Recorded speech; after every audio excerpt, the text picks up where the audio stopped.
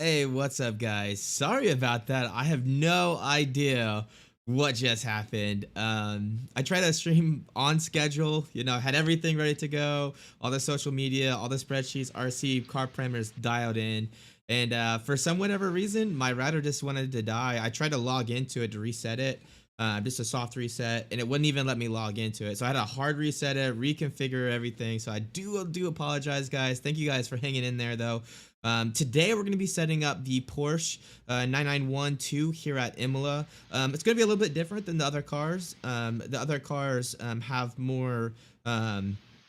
This car has all the weight in the back, right? This is a rear engine mounted car. So it's going to be a little bit different over the curbs, but we should be doing pretty good. We're going to start with the Silverstone setup. Again, Silverstone's a really good setup. We might need to make it a little bit more curb compliant, but other than that, should be pretty good.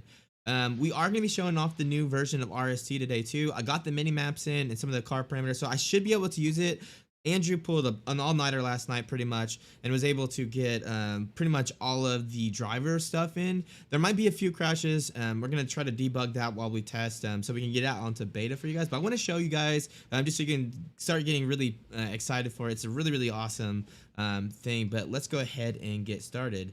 So I'm just going to go ahead and to live play here. Let me clear that. And here we got the lovely Porsche 9912, one of my favorite cars, but it can be kind of tricky to set up. Got the RST livery, so let's go ahead and get to it, guys. I'm just going to return to garage real quick. We are going to be loading up the Silverstone setup. I went ahead while we were waiting for all this. I just went ahead, loaded in the Silverstone setup, and then increased the pressures just a little bit, so we didn't have to mess with that. I also have the car parameters dialed in, so let me see real quick. See if it's got the correct thing loaded, which it does. Let me see if the car parameters are dialed in here. Hopefully they are. Let me go next session, car parameters, and yep, we are dialed in. So we are ready to go, guys. I'm just gonna go ahead and load it up, and let's go ahead and hit it. Yeah, Flavio said, let's make Fernando Porsche proud of his creation today. Yeah, I actually really like the Porsche. I think it's a really fun car, but it's very tricky. It produces a lot of downforce, but the operating range is really narrow.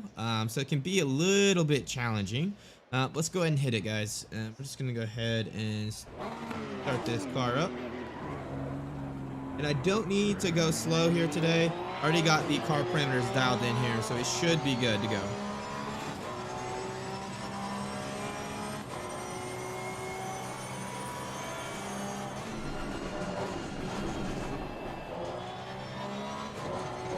Car feels pretty good so far. The Silverstone setup has such a good baseline for Imola. Imola is really high downforce tracks, and so is Silverstone. So I think it's kind of a similar approach. The main difference between Imola and Silverstone is obviously going to be the curb handling characteristics, which is traditionally what we have to put some time and effort into.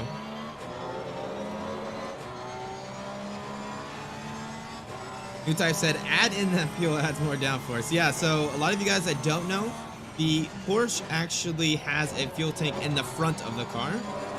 The more weight you have on that front, the more grip you're going to produce. Depending on the setup, sometimes the car becomes twitchier even though you deplete fuel. And the rake's decreasing because the front's coming up. You would think it wouldn't become more twitchy because the roll gradient goes so low, it becomes kind of twitchy. But you can kind of go either way with it. So curb handling felt really good out of the box with the Silverstone setup. Don't think we're gonna have to do much work here today. Trying to drive with some shoes on. I have some kind of like water shoes, I guess you could say. They're like sandals. I'm trying it on. With these V3s, I have the brake mod. And the stiffest brake mod makes it really hard on my feet, so I'm going to try this. We're just going to get a few laps in here, trying to get the tire pressures and the brake temperatures first. Always super critical to get those tires in the window first before you make any setup adjustments. In ACC, the pressures are so sensitive. If you have the wrong pressures or they're not in that window, it doesn't matter what you're going to do with the setup. It's always better to get better tire pressures. You're going to get way more out of the setup than trying to make tweaks.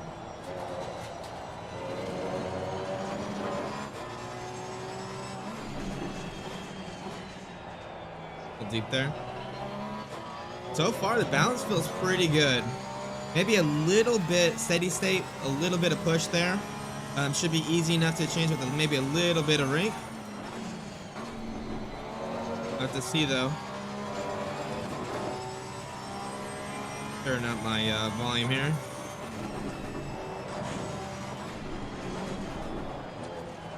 Yeah, a little push there. I don't know if you guys kind of saw that.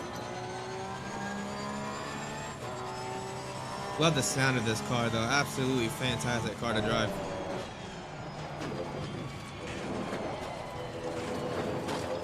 Little push there. Tire pressure a little bit on the high side. Let's see what those temperatures are. Right now it's 23°C ambient. But we're gonna definitely have to come down on those pressures just a little bit.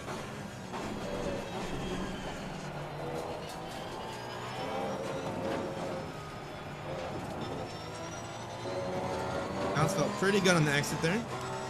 Again, when I'm doing these setups, guys, anytime I'm driving, I'm being consciously aware of what the car is doing. I'm trying to think of it in terms of the VHM diagram. If you don't know the VHM diagram, check out my YouTube video on it. Basically a way to break up steady state and transient behaviors and to think about them.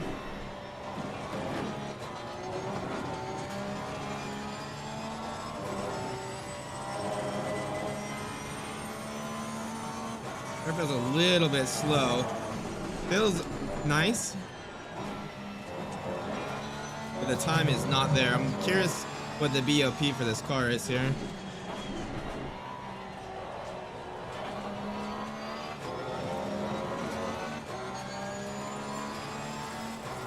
Up about 4/10 right now. Do about this lap and then one more just to make sure our pressures and tire temperatures are nominal. You always want to do a few laps and let those tires come up to temp and get into the pressure range. If you make an adjustment too early, you might have the wrong results after a few more laps, right? So you always want to be at that nominal.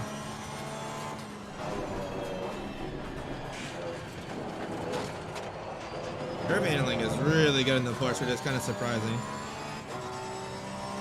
Uro said, okay, have one question. I know how to define the static ride height, but I don't know what to enter for the other ride height. Is it just the ride height in arrow? That is correct, Uros. The ride height in the car parameters that's not the static travel is the ride height from the setup menu. So just enter whatever the setup menu is for there.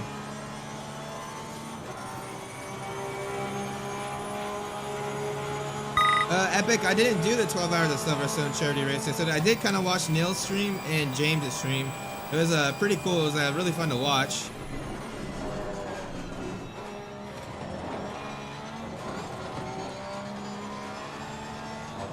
But yesterday I kind of just did some streams and did some setup work, I think on the Audi, which was a really, really good setup, really quick car.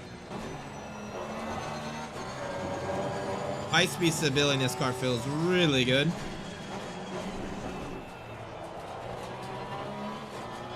Honestly, the car feels pretty good right now. I think the BOP is just a little bit lacking for the Porsche at Imola, unfortunately. Just needs a little bit more power.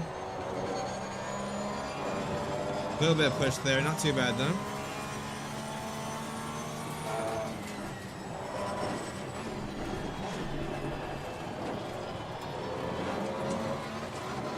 Pretty good exit there. Should get us down low 43s. Let's see if we can carry a lot of speed through here.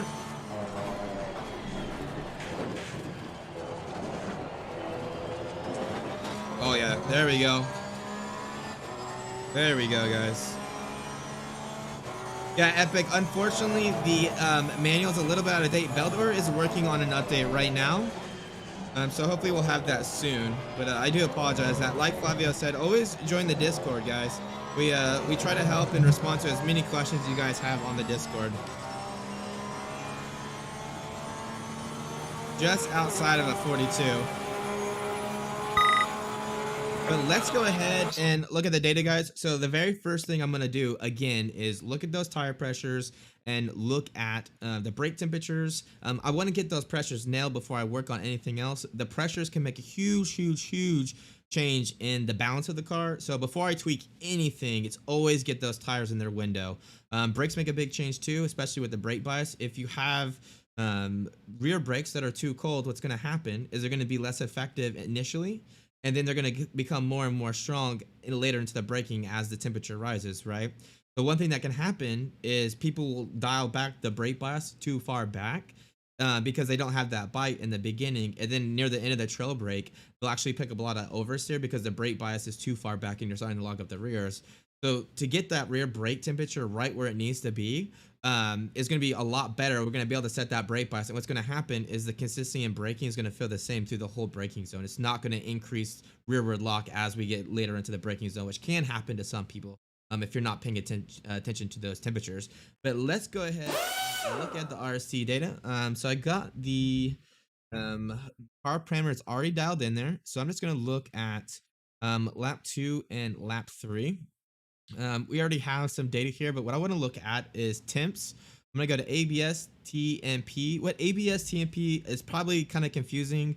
ABS is supposed to stand for absolute tires, temperature and pressures. But yeah, I know some people get confused with it. So just if you see ABS, think absolute, not ABS as the braking aid.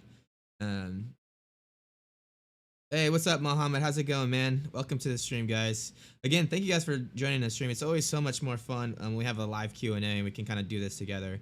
But let's look at the tire temperatures and the pressures. So looking at this line here, the top two graphs are going to be my temperatures. You can see the yellow line, which is lap 3, so the last lap. It's a little bit higher than lap 2, but we're only at 86 degrees. So we're not putting a lot of heat into those tires. So if I need to go up on the brake duct, I need to come down so there's less, airflow, mass airflow through that rear duct to heat the rear brakes up. That's not going to cause me an issue with the rear brakes, the rear tires. Usually, if you're overheating the rear, you can open that brake duct, and that's going to help to keep the tires a little cooler, but it's going to cost you some braking performance, right? So here I have a lot of headroom. So let's look at what the brake temperatures are. So brakes here, trying to keep the brake pads peaking to 600, but I want to be, consistently under 600. I don't want to see much more than that. We do have a slight peak here at 650, which is okay. You're not going to lose a lot of performance at the end of the 650. What's going to happen though is you will, as you get more and more temperature, up to about 800 C, you're going to have faster wear. So you're not going to see a decrease in brake performance, but you are going to see an increase in brake wear, which can be an issue with endurance training. But peaking to 650 here for one turn is perfectly okay. 600 degrees is right where that peak brake torque is going to be. So we're perfect on the fronts. But on the rear, you can see here we're a little bit low, right? We're at 280, a little north of 280. 300, but we're not up to that 600, right? So, and because I have a pretty cool rear tire, what I can do is I can close that rear brake duct up. That's going to add more temperature into that rear brake, increasing that temperature. It also increased the rear tire temperature a little bit, but we're not up to 95 C, so we're okay on the tires.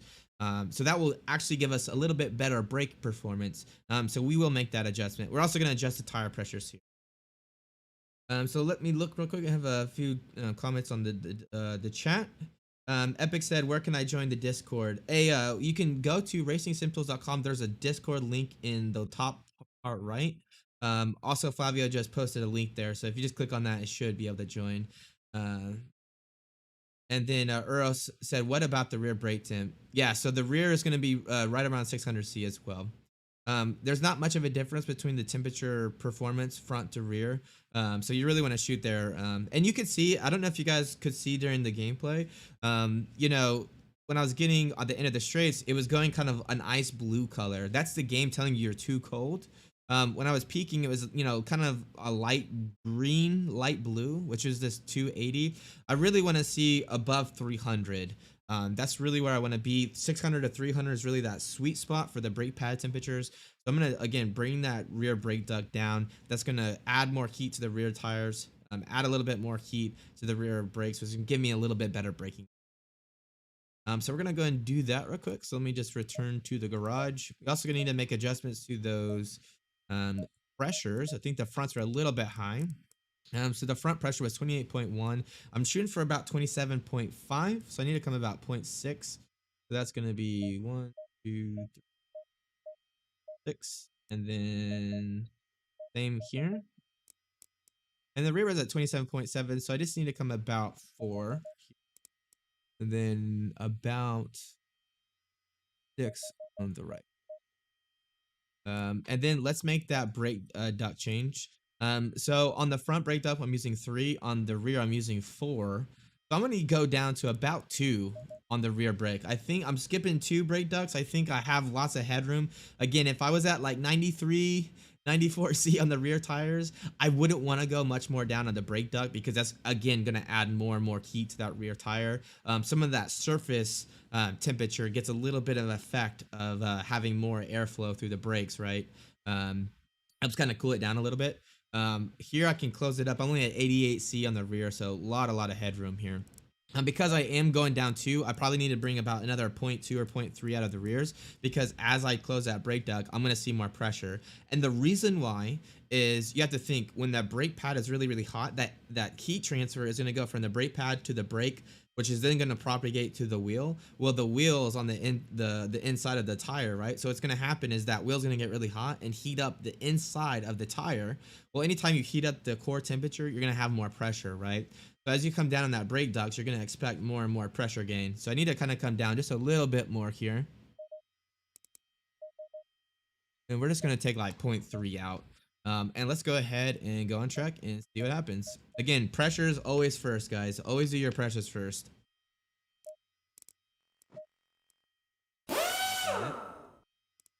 So go ahead and start her up. And again, we're going to do about 3-4 laps. Kill that brake, that pit limiter. We don't need it.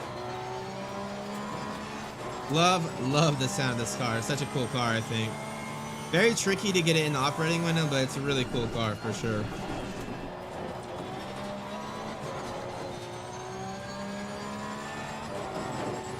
So now pay attention to that rear brake pad temperature. Look at the GUI. If you can see it, it's going to be blue. We're wanting it to be kind of in the green region. It might get a little bit blue at the end of the straights. Again, it's a lot of cooling, but we want it to be mostly green for the most part. So you can see it's starting to come up a little bit. It might take a lap or 2 for it to get into that operating window. But it should be quite a bit. Should probably see about 50 C's hotter on the rear now in the actual brake compared to where we were before.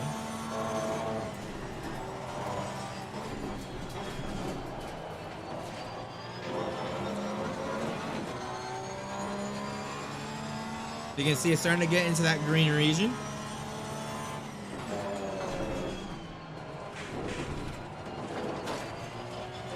Curb handling is really good in this Porsche. So you can see it's nice and green right now. It will get a little bit blue near the end of this braking zone here.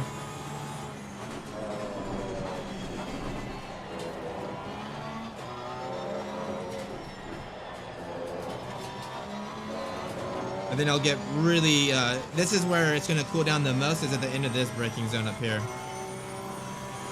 Earl said, I missed yesterday's stream with my main car, but did watch it today. So I was very excited when I saw you doing another stream. Yeah, I'm trying to do a stream pretty much every day. You know, we're working on these Imola setups. You can see it's blue, right? So you can see we're still getting cooling in the car, but we want it to be mostly green here. And you could totally just tune this by looking at the widget in the game. I like to look at the data though to get exact numbers, right?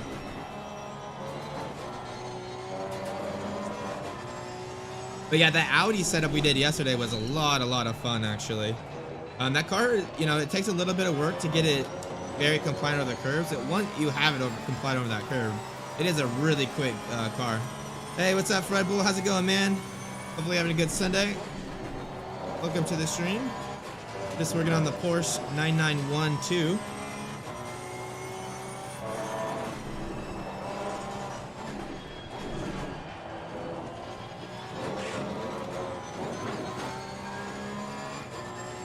And tire pressure is looking pretty much spot on. Maybe that front left needs a little bit.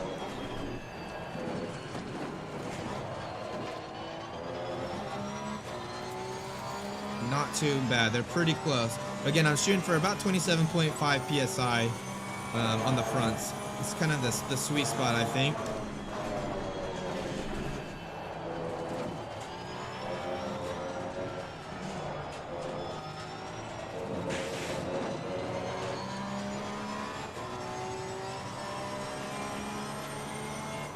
Oh, nice, Epic, dude. You're gonna love that. Actually, I have a Sim Magic DD wheel, but I know Fanatec makes some really good stuff. I know a lot of people love the DD1 and DD2.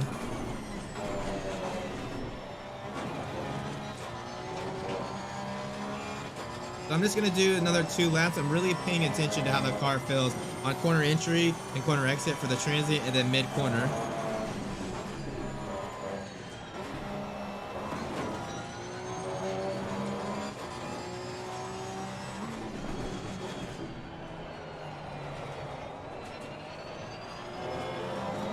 So far, I can't complain. Doing low 43. If I could get into the 42s, I'd be really happy. I think the Porsche has a little bit of a weaker BOP maybe here at Imola. It just doesn't have the same amount of power. The Porsche has an inline 6 engine, so it doesn't have a V8 like the other cars. One of the nice things about the Porsche, though, is the wheelbase is really small, so it actually has a fairly small moment of inertia around its Z-axis, which means very, very agile.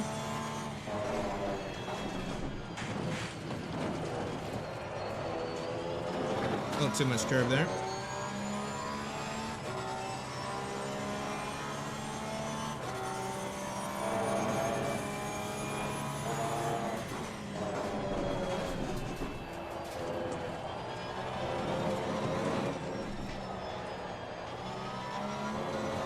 A little bit sensitive to the corner entry. The response is a little bit high on corner entry.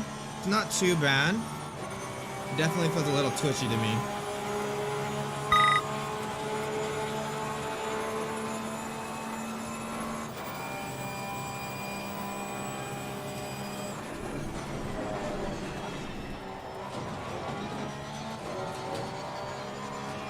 A few more laps. Setup is pretty good though, to be honest. Probably the best car out of the box we've had.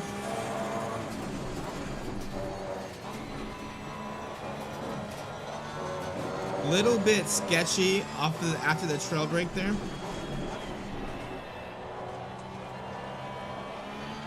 Might reduce that low speed front rebound.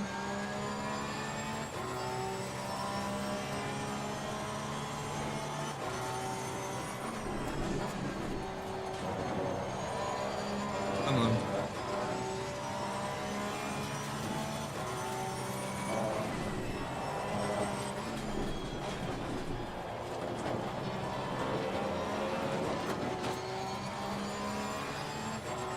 Images and brakes are looking really good though.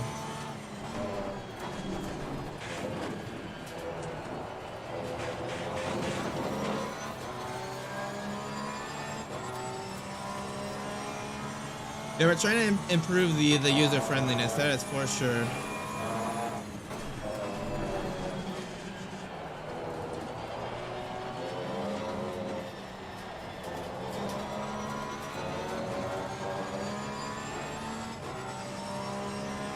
Do one more lap. I'm gonna pay attention. I think the high speed stability in that left-hander in the turns 3-4 is a little bit too low. Probably want to reduce that front low speed rebound. That's going to add a little bit more stability in the high speed section. I think it's a little bit too high, which gives me a lot of front end grip. It's maybe a little bit too much.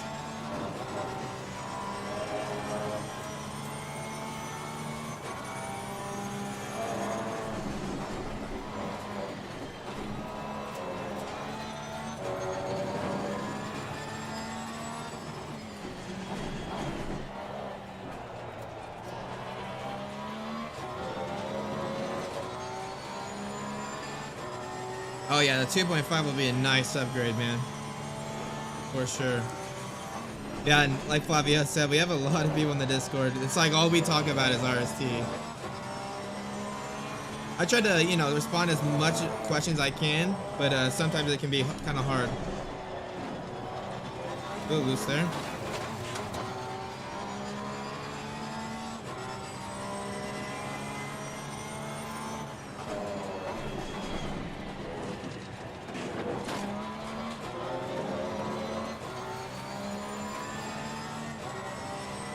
All right, let's complete this lap. Let's look at the data, guys. I think we might add a little bit of rear toe too. Little rear toe wind's gonna kind of help with that response. Remember how I said the corner entry response is a little bit too sensitive for me. I could change that rear ride height, which would also kind of have the same effect, but the mid corner balance feels a little pushy to me. So mid corner the car pushes, corner entry is a little bit too responsive, which isn't necessarily a bad thing. Some people prefer that because you can get the car rotated and then the car will basically catch itself mid corner. But to me, it's just a little bit too much. But let's go ahead and look at that data. So let's see how the tire temperatures are doing now that we increased those things. My mouse so it doesn't die on me. Gotta love wireless products.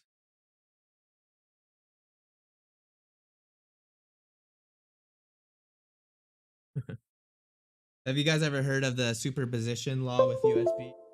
It always takes 2 times and you have to look at it. It's like the superposition law. All right, let's look at it real quick. So I'm just gonna have the original and we're gonna look at lap 3. Boom. So this is, you can see the fronts pretty much stay the same, right? Because we didn't really touch the front brake ducts. We did increase we decreased the rear brake ducts, which is gonna add more heat. You can see we went from peaking to, like, what is that? 282. Now we're peaking at 350, so we're north of 300. So those rear brakes are going to be nice and happy. They're not getting too hot. They're staying nice and green. But let's look at those rear tire temperatures. If we're getting close to 95, we might want to make a compromise and split that difference, right? So let's go ahead and look at the ABS TMP. So again, I'm mostly interested in the rear tires here. The rear is going to obviously generate a lot of heat. You're going to have a lot of, lateral load on those tires. It's going to add some heat, but also these rear wheel drive cars, you're adding lateral and longitudinal force to them. So they're going to heat up really, really quick. But you can see here, I'm just going to hide the first lap.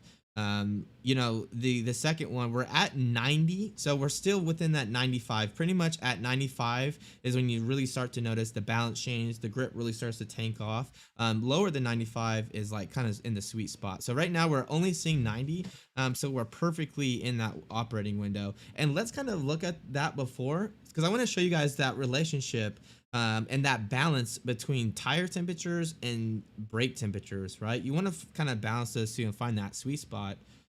So if I compare these two again, so now the blue line is, after the brake ducts, we made that adjustment. This yellow line is before. So you can see, we added a good, let's see at the hottest point, we on the lower brake ducts, like a 2 brake duct on the rear produces a 90 tire temp.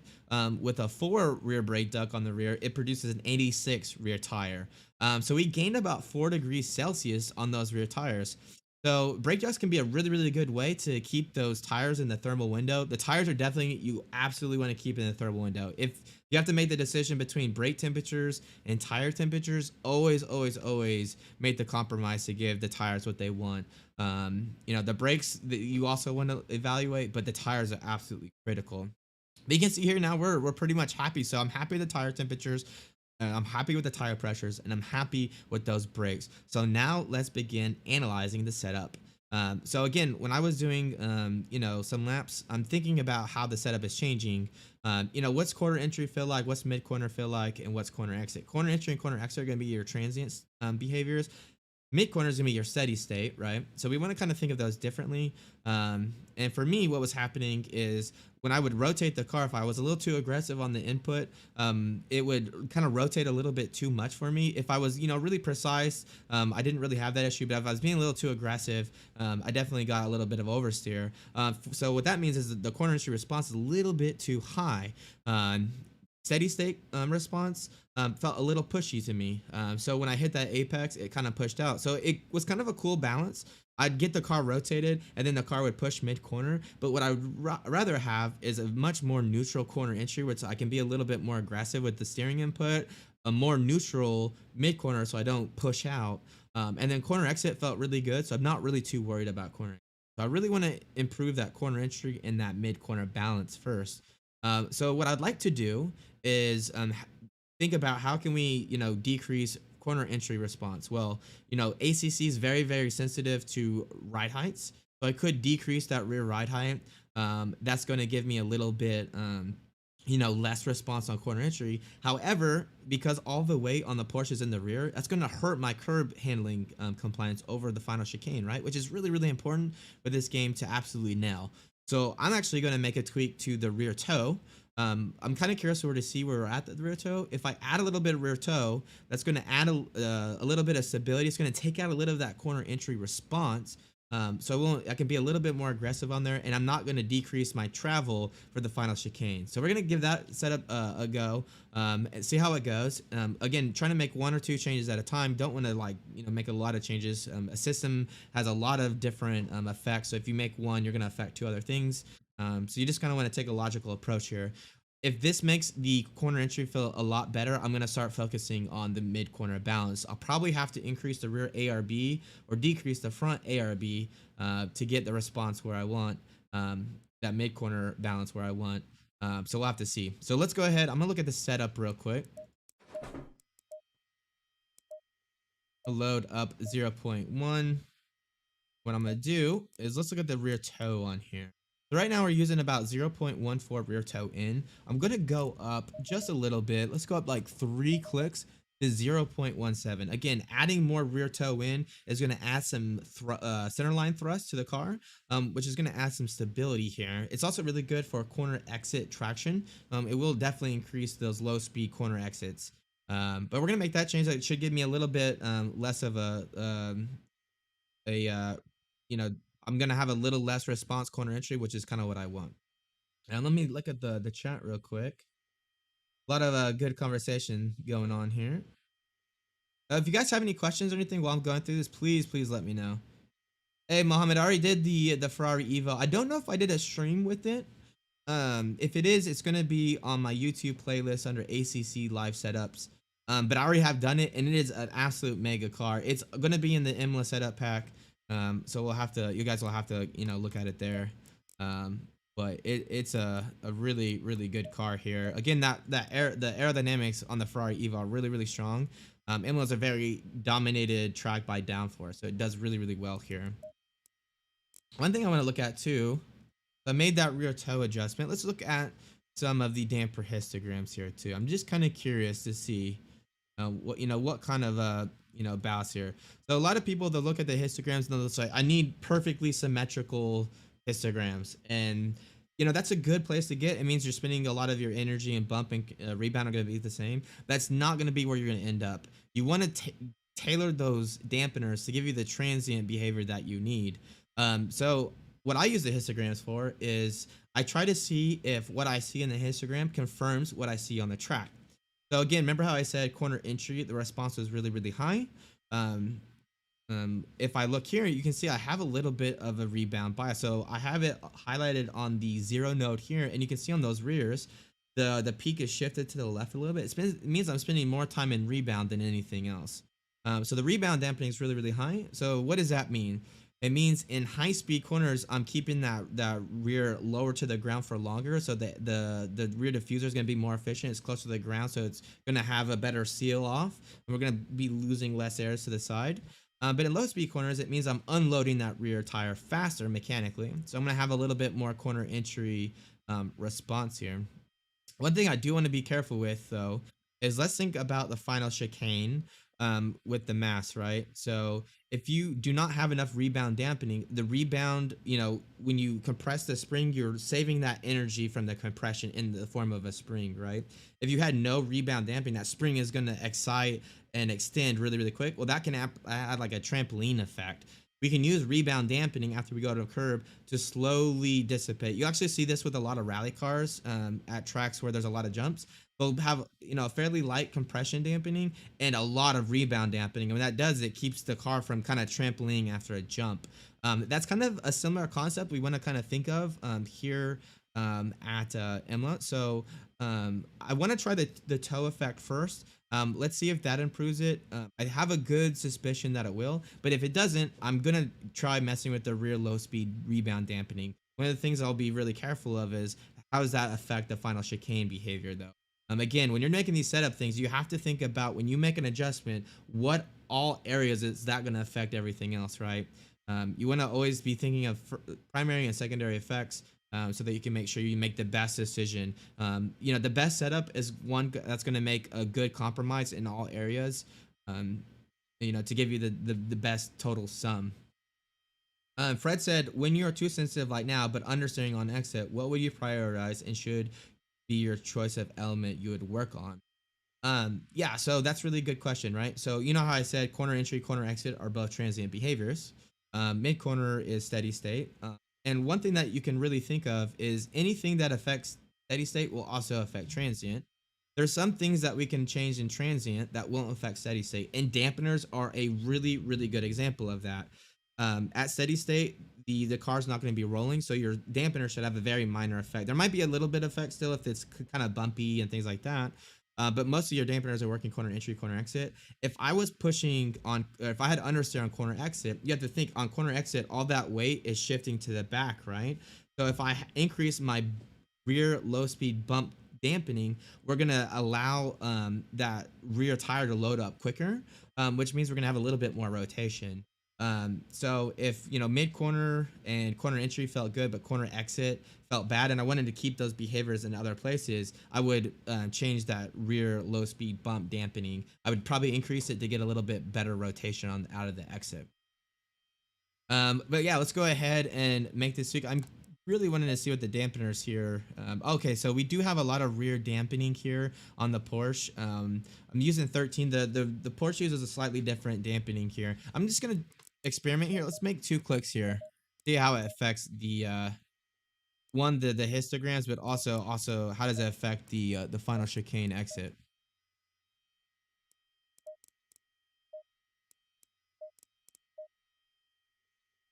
Yeah, Dirt Rally 2 is a lot of fun. So one thing here, guys, I have 0.1 with the tire pressures and brake ducts set correctly. I'm gonna save this as 0.2. Anytime you make an adjustment to the setup, always save a new version.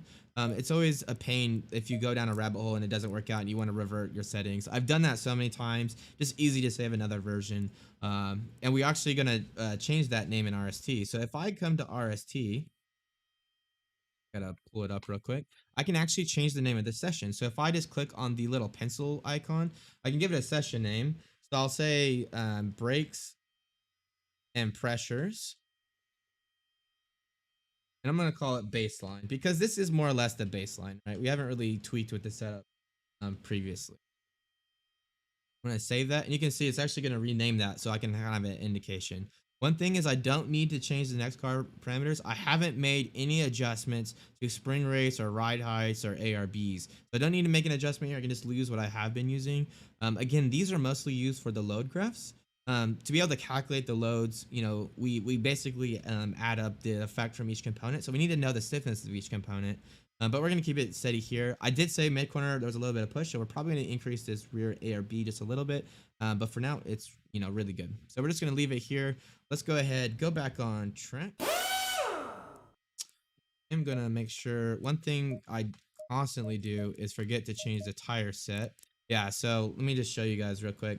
If I were to go out on track right now, it would have kept me on the old tire sets. ACC does a pretty good job of auto incrementing that, but if you make some setup adjustments and you're like way slow and the changes you made wouldn't make it that much slower, always check this. You would not believe how many times I've gone out on old tires and totally threw me off. So just increase it. Usually, like I said, the game does a really good job. There's probably some logic I'm not really getting that is user error, but always check that. You always want to make sure. We're just gonna save that again, and let's go. So all I've done again, guys, decrease the rear low speed rebound dampening to add some stability in there for corner entry, and then increase the rear toe wind. We're trying to reduce some of that response on corner entry, but let's go ahead and give it a go. Uro said we just leave the transition speeds, right? So that's a good question. In ACC, we don't know what our transition speeds are. So I just use 50 millimeters per second. So the default is 25. I go to 50. And the reason why is some cars might have slightly higher than 25 millimeters per second. I know most cars in ACC are not going to have a higher transition speed than 50 millimeters per second. And if I set it to 50, I can make sure that everything that's being averaged after that is you know, high speed settings. So you know, it depends you, but yeah, that's kind of my logic for doing that. Hey, what's up, Pathos? How's it going, bud? Welcome to the stream. We're just doing the Porsche 9912. They're kind of showing off the new RST update. All right, we gotta be a little bit slower here.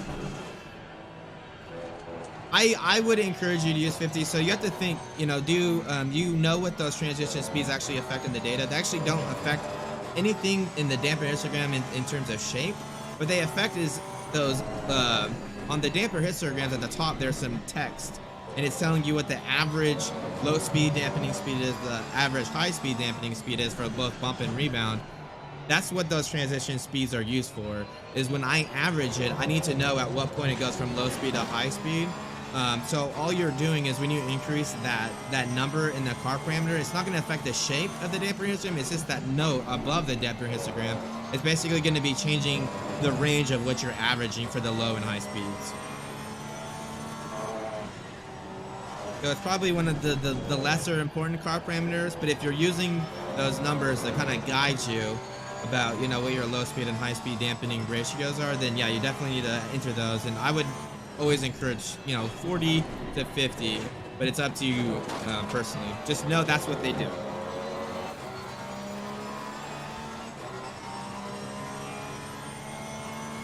Getting the tire temperatures up and the pressures up. Again, don't want to push too hard.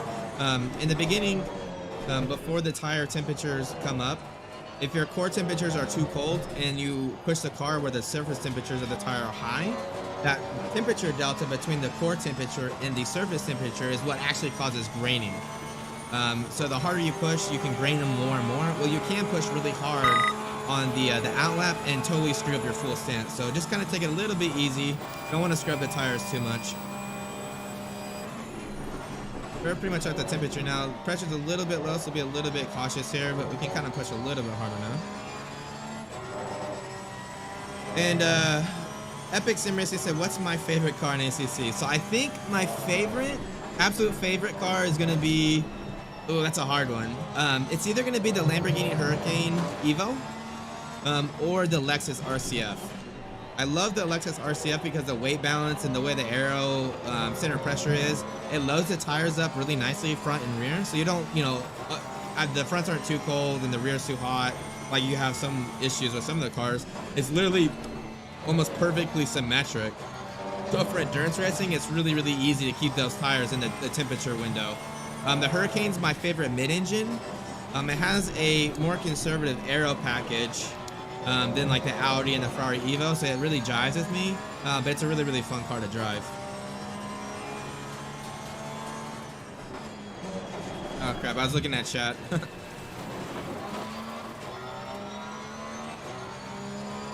The BMW. No, Speed, that's your favorite car. No, I think Speed Demon's favorite car is the Audi. It's either the Audi or the Honda. We had a bad taste with the Honda because there was definitely a bug with the setups for the Honda, and it would sometimes the rod links would get changed, and they were just not consistent. So sometimes you would have a really oversteery car, and sometimes you'd have a really understeery car, and you wouldn't even change the setup. It was just how the game calculated the rod links. They did make a change last update to fix that, I think. I drove it the other night here. It was a lot of fun to drive. It was a little bit slow. The Honda has a little bit of turbo lag. And the car feels so much better now.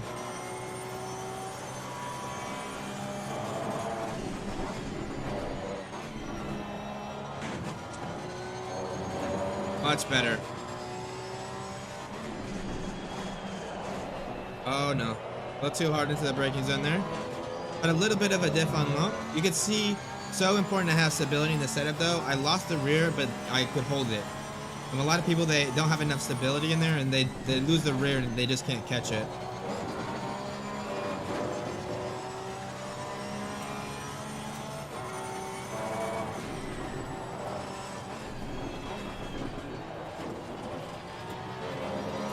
Good exit there. What do I think about the physics in ACC? I think they're really, really good. I know when the game first came out in early access, I was pretty critical. You know, I think the peak grip, the tire curve was a little bit too aggressive. You know, usually when you have a tire with a higher peak lateral grip, the slip operating window is more narrow, and I think that was the case because in the old ACC model, you would just lose the tires, and there was nothing you could do to save the car. Now it's more progressive. That slip window operating window is a little bit wider. I think ACC's done a really good job. My only complaint about ACC though is I'd like to see a little bit more data. You know, intermittent out temperatures. There's some data in the Motec that we're not in the shared memory, like the bump stop activation. Some things like that I would really love to see. But I think for GT3, I mean, I don't think you can really go wrong with ACC, to be honest. I think it does a lot of things really, really well.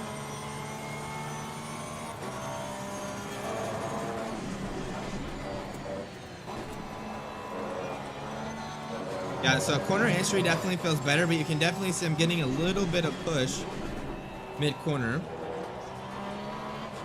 Corner exit feels good though. So that's going to be the next thing that we're going to want to fix. We fix that corner entry. We reduce the response, add a little bit of stability with the rear toe in, the rear rebound. But I need to fix this mid-corner behavior. So, you know, what can I do to affect mid-corner? I can change the ride heights. I can change the springs. I can change the ARBs. So what I'm thinking is we're going to change the rear ARB because the rear ARB is going to make a smaller adjustment. If I change the spring, that's kind of a big adjustment. I just need a little bit more, you know, a shift in the mid-corner balance to oversteer. But we'll do it with the ARB. Yeah, I think Kunis has done an awesome job with the game. You know, I have to really give it up to them. I think they put a lot of hard work into the game. I think a lot of studios, after the launch, would have abandoned it, or maybe done like a year worth of updates and then abandoned it. I think Kunis is really sticking with it, and they've made a lot of headroom with that for sure. Let's do one more lap. Pretty consistent, low 43s. Let's see. Let's do one more lap. Really paying attention to how the car feels here.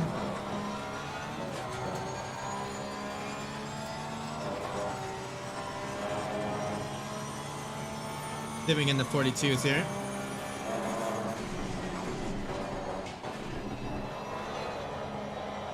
This pushes mid-corner right there.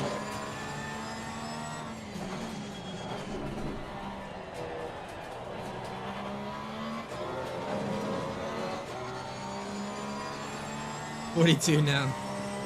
Yeah, so mid 42s is kind of my ultimate pace. You know, most cars that we've done the setups for, that's kind of where we ended up. I'm kind of curious if I can do it. Oh, it's in the rev limiter for this car. I think this car is maybe a little bit underpowered. You know, the Porsche has a flat 6, so it's not the V8s that we have with other cars. But it's really agile, so pick your poison, I guess.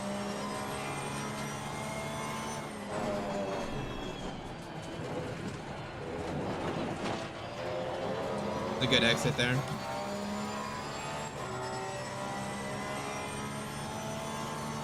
Yeah, I would say, Fred, I would agree with that. I have a 3090, so, you know, for me, it's not been an issue. But before, when I had the 2080 Super, streaming ACC and playing ACC was really a challenge. I really had to tweak the settings to really get good performance. There's definitely probably more room for, you know, improvements in performance. And for me, if they could get it to where the endurance races, you didn't need to join the servers in a specific order. You know, right now, you have to join driver 1 first and then driver 2. They should really fix that. They should. I know it's a workaround, so it kind of works now, but they should really fix that from a user experience. You wouldn't imagine how many times we've had to restart servers just because of that little thing. And you know, it'd just be nice from a user experience. There's probably a lot of work that has to go into that. That's probably why it hasn't been done. But that would be really nice. And then one other thing is if the team could control the pit menu. That would be huge help. I know sometimes I lose so much time on track when I try to adjust that pit menu. But let's go ahead and load the data. So I definitely think the corner entry felt way better. Definitely some mid corner push though. So let's look at the data real quick. So I'm gonna leave this lap. I'm gonna rename this session just so we know what it is. I'm gonna take my gloves off because it's super hard to use my keyboard with the gloves. And what do we do here? So rear toe plus, and then rear rebound minus, right? Rear low speed rebound minus. So let's save that. Now let's check with that 3 here. So you can see that there is a little bit less. So these red peaks on the rebound, this was the lap before. This was, the baseline lap. We decreased that rear rebound dampening, and you can definitely see it decreased these peaks just a little bit. So we definitely, remove some of that rebound. It's still a little bit there, but it felt pretty good for me on corner exit here. So we definitely see a change here in the dampening by decreasing that rear rebound. So that looks pretty good. Let's go and I want to look at the stability. So this yaw stability you see up here, it's in degrees per second. What this is we can technically calculate the theoretical yaw rate required by the car to make a corner, right? Um, we know the speed of the vehicle, we know the lateral acceleration, things like that, and we can actually measure the car yaw acceleration because the game gives us that. So we can compare the theoretical required versus what we actually do. So if the actual is higher than the theoretical needed, it means we're over rotating that car, right? We're rotating more into the corner than we need to. If it's below the zero line, it means we're rotating too little, right? The theoretical needs more rotation than what we're giving it. So anything above zero is oversteer. Anything below zero is understeer. You will see there is kind of noise here. There's a threshold you really want to pay attention to. Anything like around 20 is something to definitely pay attention to. Anything below that, is typically okay. So my personal best Imola lap, again, you have to remember these is at 23C, and this is with a full fuel tank. But typically, I think in the Audi, I did a 42.1 yesterday. So that was with 120 liters at 23C. So, not slow, but, not super quick either. I think Niels, I think he could do like a 41, mid 41 in these conditions. But again, there's still some driver development I definitely need to improve with, but we'll get there. Right now, we're just working on the setup, so. But if I look at the adjustments here, you can see for the most part, we're pretty consistent with what the setup was before. One thing I can do is I can go to run, and we do have runs working with multiple sessions now. So this is really cool. I can actually go to understeer angle 2 and see how the change is as we add here. So let me see. You can see this blue line is actually the understeer angle. It's a little bit less here. So it's pretty much the same consistency, but we need to improve that mid-corner behavior. Corner entry feels really good now, but that mid-corner definitely needs some improvement. I want to look at the roll gradients here too real quick. I'm curious if there was much of a change in roll gradient. Looking here, pretty much maybe minor change on the fronts, but pretty narrow. So here we have 0.374, 0.365. So we actually have slightly higher roll gradient on the rear than the front, which is actually surprising. Oh, we don't have lateral acceptance distribution hook. I did notice that the other day. Look at the arrow here. Down first. What I'm curious is we decrease the rear rebound. I'm curious if we can see much of a difference here.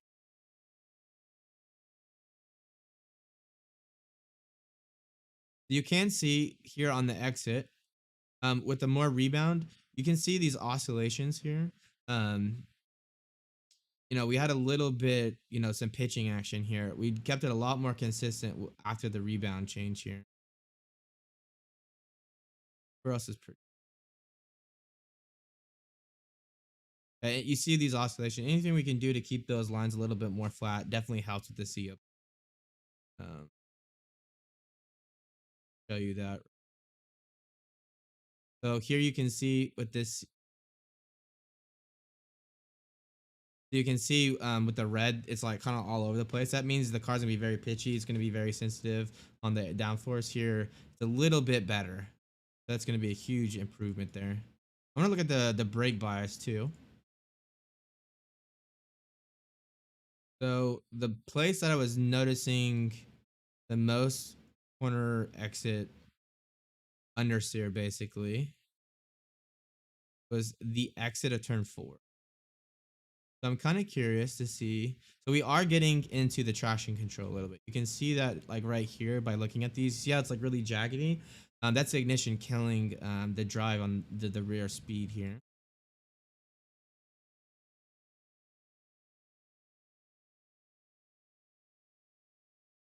Wish I had the lateral. I need to tell Andrew that we got this. This isn't hooked up. I don't know why this isn't hooked up. I thought he added it, but we don't even have a number here. So for some reason, it just isn't there. Do the right envelope's pretty much the same. But let's go ahead and make that tweak. Again, what we're gonna do is go to setup. And again, we're trying to improve that mid corner. The corner entry feels really good. Corner exit feels pretty good. But let's get a little bit more rotation. That mid corner. And actually, the preload was really high. It was at 170 Newton meters. I'm going to go down to about 150. We're going to increase that rear ARB display. Save this as version 0.3.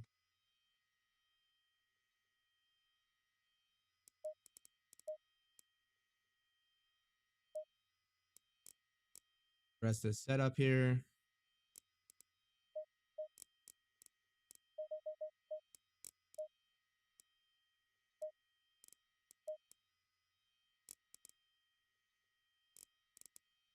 Let's look at the brake bias too. I'm curious if curious with the lockup.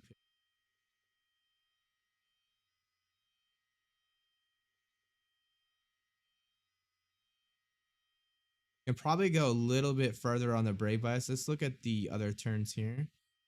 I'm mostly paying attention to the right hand side. Oh, that one's pretty close actually.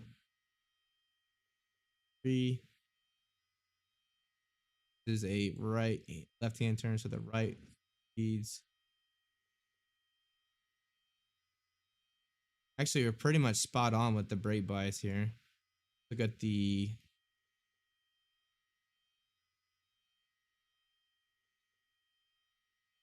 I'm having a little bit lock up here. So actually we probably won't make an adjustment there. It's pretty much set perfectly. But yeah, let's go ahead. Let's save this. So all we basically did was decrease that preload to Newton meters and then increase that rear ARB a little bit. So let me see what that did in terms of the rear magic number. So it moved the magic number about 0.4 more rearward. So we should have a lot better mid corner behavior now. Good. And yeah, Flavio, that's why I hate games that do clicks, because you have to think about, I understand why developers do it from a game perspective, but an engineer is going to know what the clicks translate to in terms of engineering units, right? And we need those engineering units to do the calculated math channels. So I wish they gave you an option of what method you wanted to see. Oh, let me look at the tire.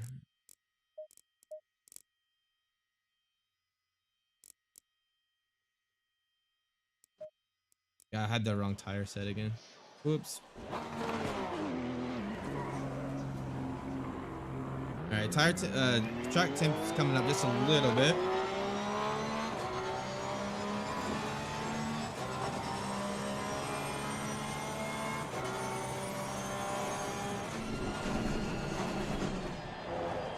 So again, all we did this last adjustment is decrease the preload just a little bit, and then also increase the rear ARB. So what this is going to do is it's going to give us a lot more, shifting the mid corner balance more towards oversteer. Because again, we were getting pushed at the exit of turn 4.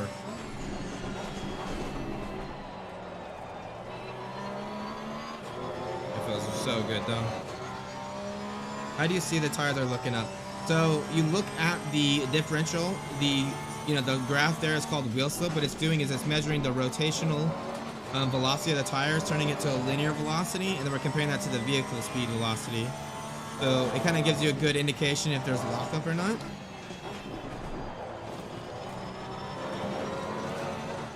But yep, that's how you do it. If you see like a spike, it means you're locking up those tires.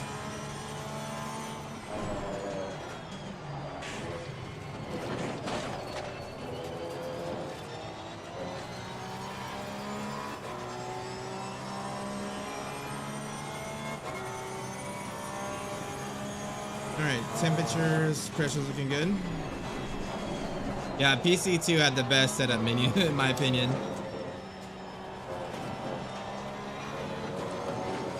Everything goes in engineering units there.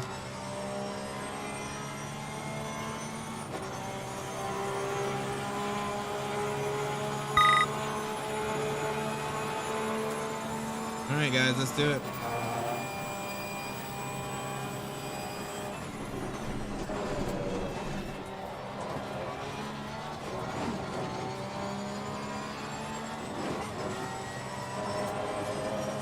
Crazy how much you can get on the curves with this car.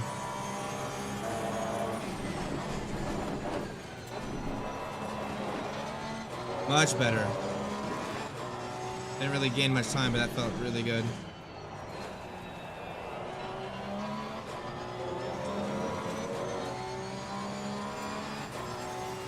I don't know if I'm going to be able to get in the 42 to this car. I think the BOP is just not there.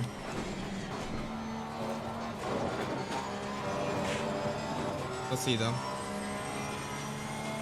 Fun car to drive for sure though.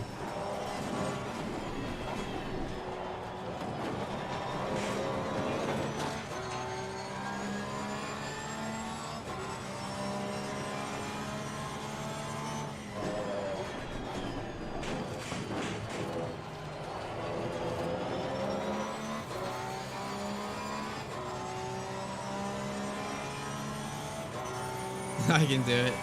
I'm sure you would come in this car and do like a 40, like low 42 speed.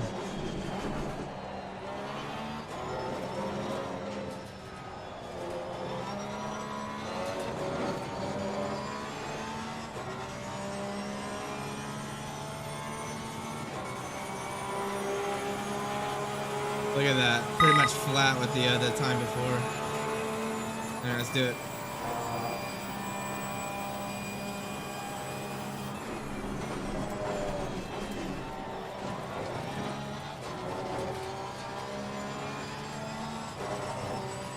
Come on, let's go. Very consistent though, the car is.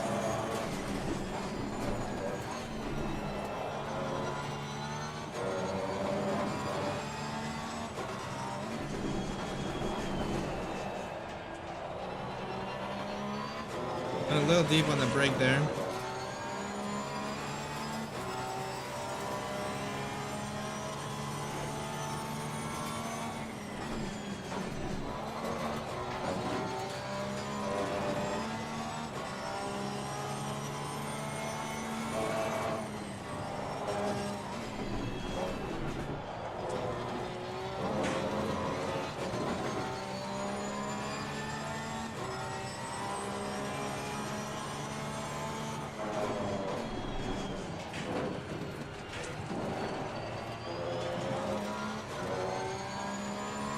Getting a little bit, like on the curves, it's a little bit unstable. I've gone up on the rear ARB. The rear ARB is going to limit curb compliance. So what I think I'm going to do is go back to the same ARB we had before and decrease the front ARB. What's that going to do? Take a little bit of response out of the car. And then it's also going to move that ballast to where we are now. But the thing is, I'll have a little bit better curb handling. Only if it's running on the track. Nah, turn one's okay.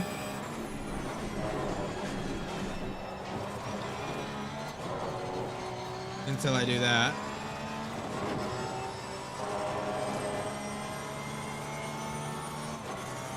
It's that right-hander at the bottom of the hill.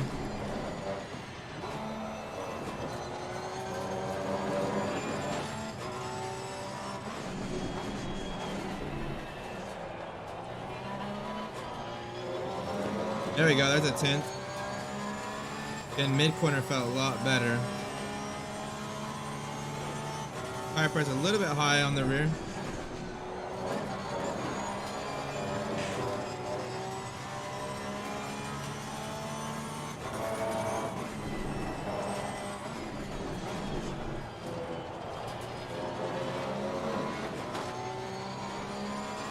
Car feels way better than it did before, but the time is just pretty consistent here.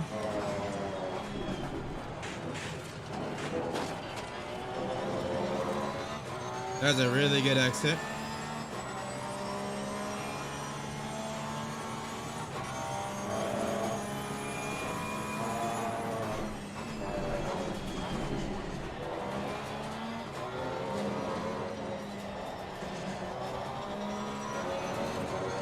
There we go. 2 tenths maybe? Come on, let's go. There we go, 42. Let's do it. Oh, that's a really good exit. 42.8. Let's do one more lap. Now what I think I'm gonna do is I'm gonna go the opposite way. So instead of going up on the rear ARB, what I'm gonna do is go down on the front ARB. So the effect will be the same. We're still moving the balance to the back. But what we're doing is making the curb compliance a little bit better.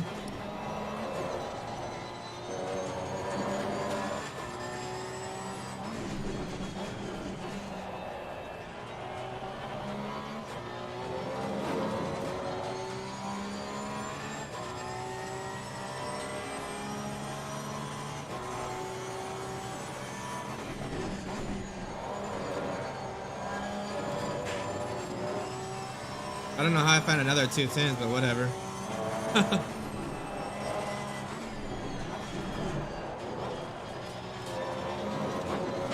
Let me move the brake bias just forward just a little bit. I think that's costing me just a little bit there.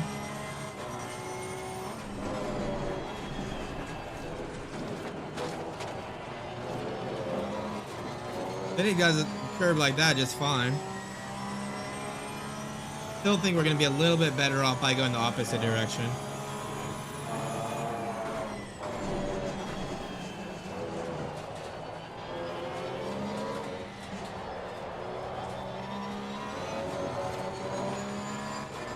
All right, somehow find a 10th there, whatever. Do one more with a higher brake bias.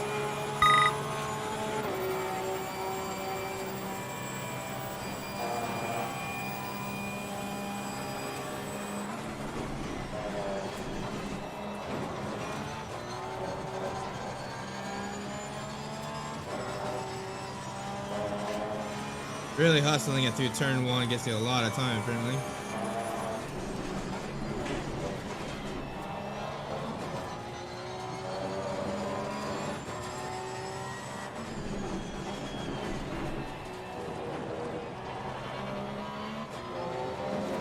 On the curb, just a little bit too much on the exit of that left-hander.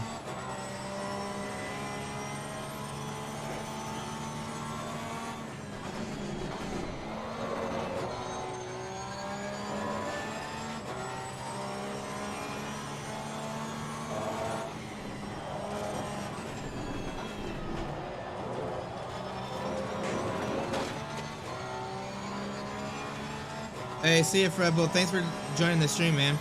Have a good night.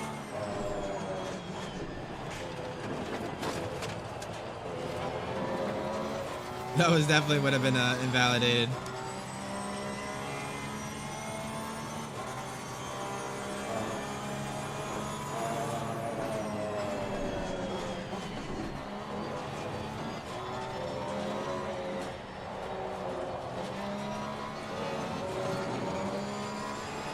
Alright, we're pretty consistent in the 42s now. So I want to try something else real quick. So you know how I said mid-corner balance was a little pushy before. So what we did is we went up on the rear ARB one click. That brings the balance, mid-corner balance, more rearward. So mid-corner we have more oversteer. But what that does is ARBs, when you load one tire up, loads the other one up. So it actually decreases single wheel compression. So your wheel curb compliance, single bump compression compliance definitely becomes a lot less. which definitely becomes an issue. So what I'm gonna do is I can go the other way with it. I can keep the ARB where it was before and decrease the front ARB. What that does is it still moves the balance back. That matching number still comes backwards, but it keeps my single wheel travel, higher than it was with the higher ARB. So I have a little bit better wheel compliance. What's the drawback of that? Well, I'm gonna have a little bit less response. So what I might do now is if I do this and mid corner feels good, but now corner entry feels too sluggish, and I get some, turn in understeer, or turn in understeers is really a lack of response at turn in. What it means is I need to decrease that rear toe because I did that before, right? So you can see how these things kind of all affect one another. They kind of have you chase your tail sometimes a little bit, but let's try that. I think if we can gain a little bit of time through that final chicane, keep the mid corner bounce where it is right now, and keep the response where we're still happy with it, I think that'll be a really, really good place to be. So let's go ahead and make that change. So I'm just going to go ahead and go back to the garage.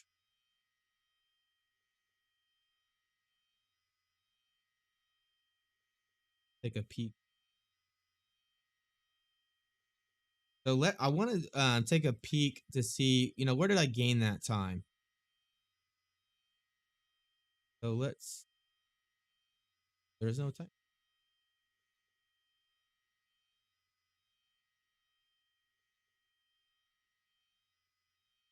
Oh, you know why? I don't have a baseline. They do this as the baseline. So let's look at the data actually. Let's gain that time that last lap. You can see, let's do this lap here. So now with RST, you can do multiple time slip graphs. So you can see on average where you're losing that time, which is really, really nice. So you can see here, before we do that last one, you can see where I'm really, gaining that time is pretty much over the last session. Again, making that ARB stronger to get better mid corner. Pretty much the whole last section, I'm gaining a lot of time. 2 or 3 tenths. If I look at the fifth one, I did lose a little bit of time here, which is that fast left-hander. I probably got a little bit loose there, scrubbed a little bit too much speed and lost some time. But you can definitely see on average, I'm gaining a lot more pace here. If I go to total grip, which is not in driver, it's actually, all right, well, that's why we do testing. So I can't have 2 laps in one session selected. Let me pull it back up real quick, guys. Hopefully, that's why we are doing testing right now, so we can get these things fixed before you guys get your hands on it. Let me pull it back up here.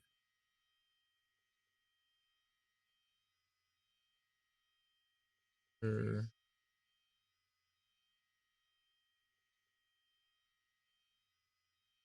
Okay, let's go load back in that car parameters.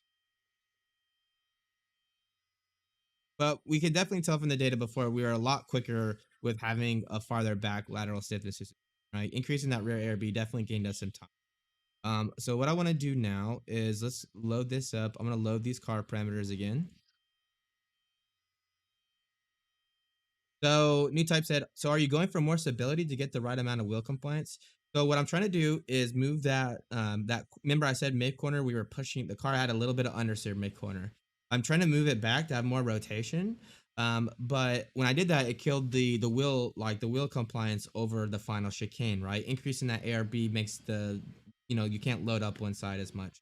It limits single wheel travel. So what I'm going to do is we're going to go the opposite direction. We're going to keep the rear ARB where it was, decrease that front ARB. So the total net effect is still moving the magic number down.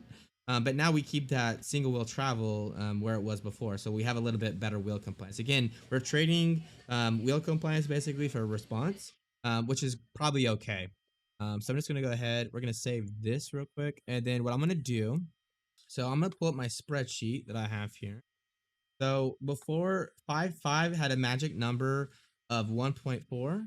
1.29. So if I go 5.4, where we were about 4, we were at 1.6. So again, we move that magic number down about 0.4. If I go to 4.4, we're at 1.2. So again, I'm moving that bias even more. So let's try that. what I'm gonna do here, go to I'm gonna load up 0.3, and instead of doing 5.5, we're gonna go down to 4 on the rear ARB, which is what we were at before, and 4 on the front ARB. So that's moving the magic number to the exact same as what it was for the last run, but we're basically adding some wheel compliance in there, right? Which is gonna help us with that final chicane. The drawback is we're going to pay attention to corner entry now, because doing that, our corner entry, the response might be a little bit too sluggish. So we make sure that's okay. But if it is, then what we can do is if it is, the response is a little bit too slow, what we can do is take out some of that rear toe that we added before to help tame the response. And then make sure my tire set is set. I want to look at the tire wear real quick. Again, really, really important when you're doing endurance races, guys. Check the tire wear front to rear. If you have one axle that's wearing way faster than the other, your balance is really going to change over the course of a stint. You want to keep those pretty consistent. I always try to keep the front wear and the rear wear always about 0.1 from one another. So on this setup right now, the front is 2.87, the rear is 2.83. So a difference of about 0.04, which is really, really good. So we're just going to keep it there for now. I'm going to go to a new tire set with this adjustment. Let's give her a go. So again, with this, we're keeping the balance where it was, but all we're doing is trying to make the final chicane a little bit easier to take. Oh, I just hit that. I'm going to restart too real quick. So if I do a session for too long, the temps come up, which can kind of secure a time. So let's do 0.4, which is the adjustment with the ARBs. Green light. Go, go, go. So these things that I'm talking about, like response, wheel compliance, things like that, these are all secondary effects. And most people, when they're doing setup work, they're not thinking about these things. And they make a huge difference in terms of like what a setup adjustment you make with the car. So I really want to point them out for you guys. If you guys have any questions about what some of these secondary effects are, I'm always happy to kind of go through them. Also on the Discord, we have the VHF diagram, which kind of has a cheat sheet, which kind of lists some of the secondary effects and what they affect. So definitely check that out.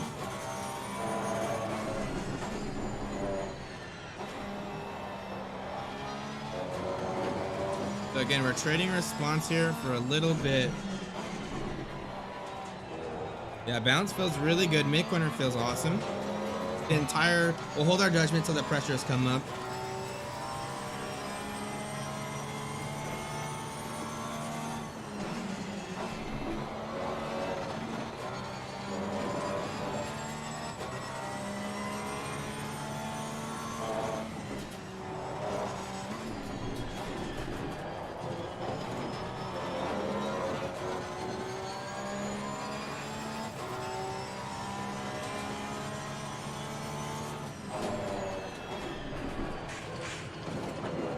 Much better over the curbs. Much better over the curbs.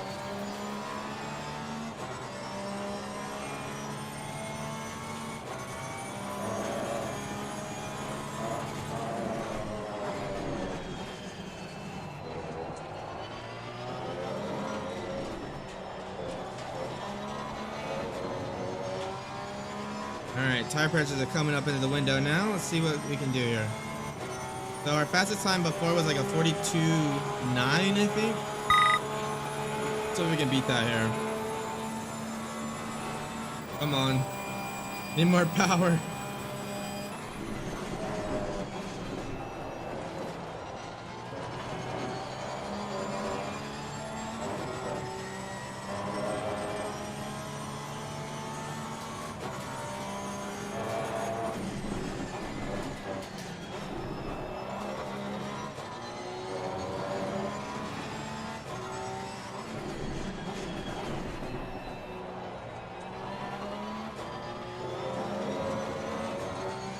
So definitely feeling a little bit less response in the car. Corner entry is a little bit, you're going to be a little bit more aggressive on the steering input. Mid corner feels really good though. What I'm going to do is I'm going to move the brake bias back just a click or two, back to where it was.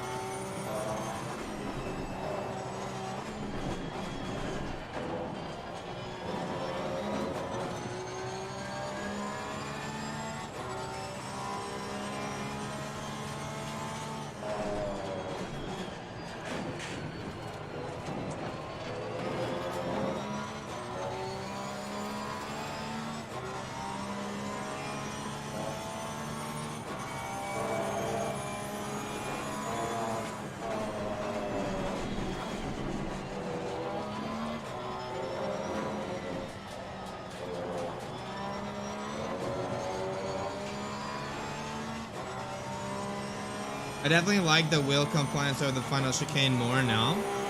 The response is a little bit low. So I think I'm gonna split the difference on the rear toe. Just a hair.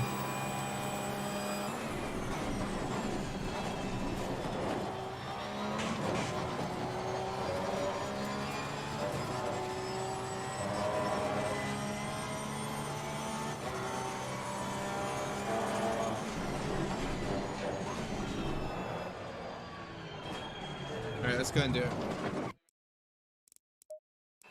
So all we're gonna do is just that quick setup adjustment here.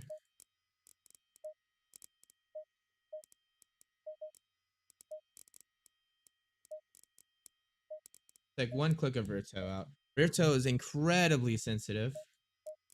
We don't need to make a lot of adjustments. Tire sets.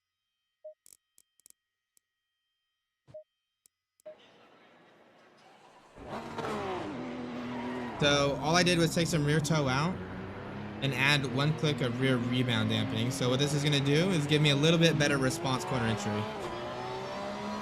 Again, when we took the ARB, we reduced the ARB. What that did is it gave us wheel compliance at the cost of a little bit of response.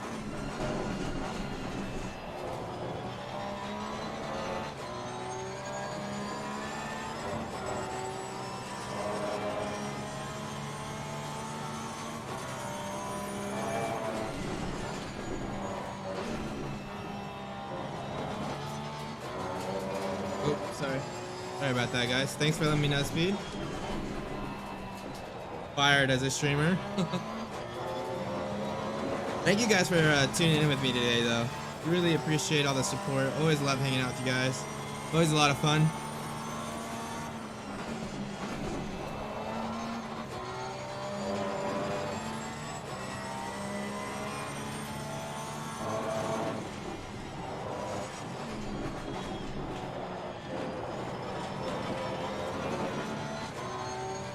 Alright, see ya, bud.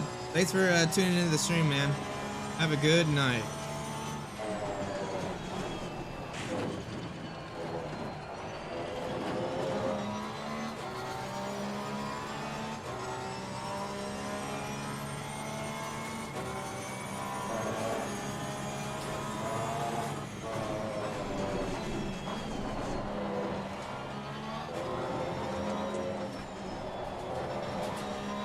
Nice.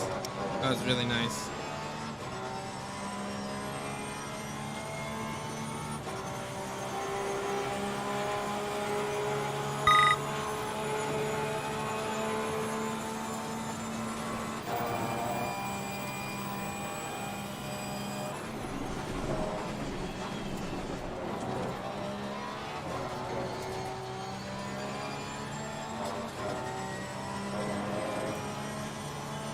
Lost a little bit of time hitting that curve on the exit, mate.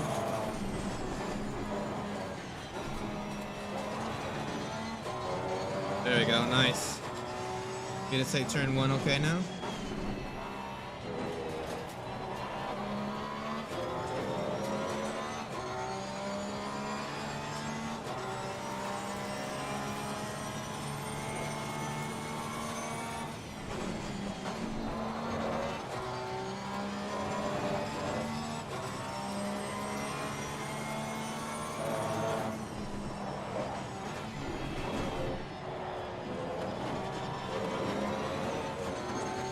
That felt really, really nice there too, just hooked up.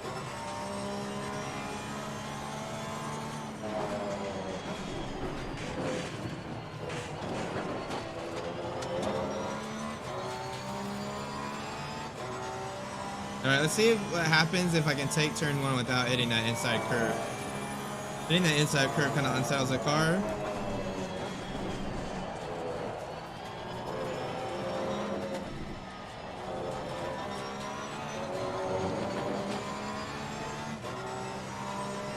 Still getting pretty good time there. Even with that mistake, I think we can just get that turn one okay. Let's see. Well done, mate. First one, fastest stop.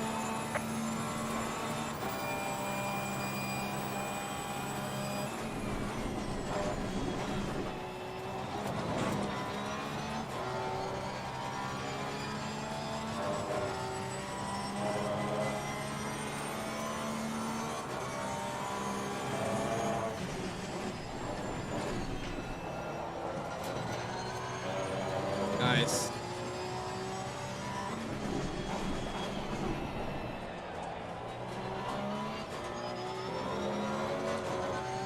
Let's go. Good exit there.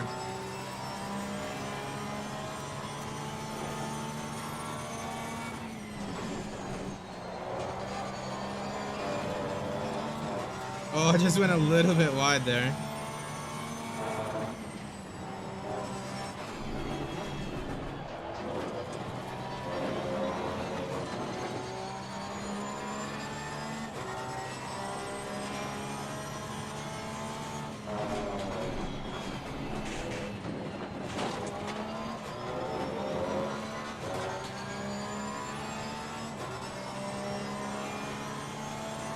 Do another lap. I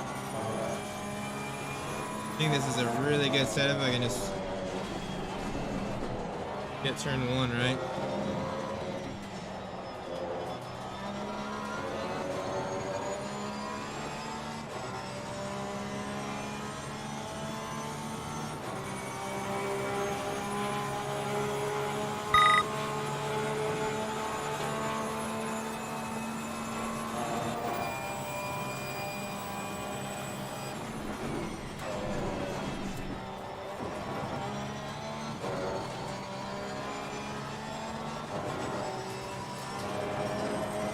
There we go.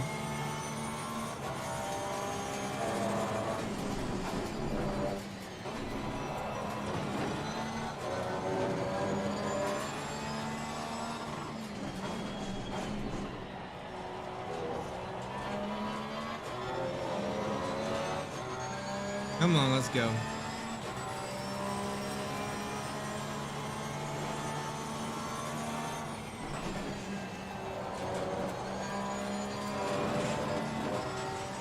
Nice exit there.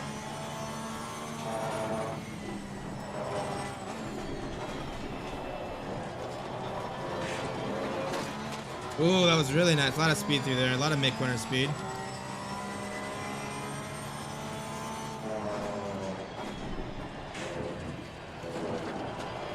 Oh, I'm gonna go wide there. Damn it.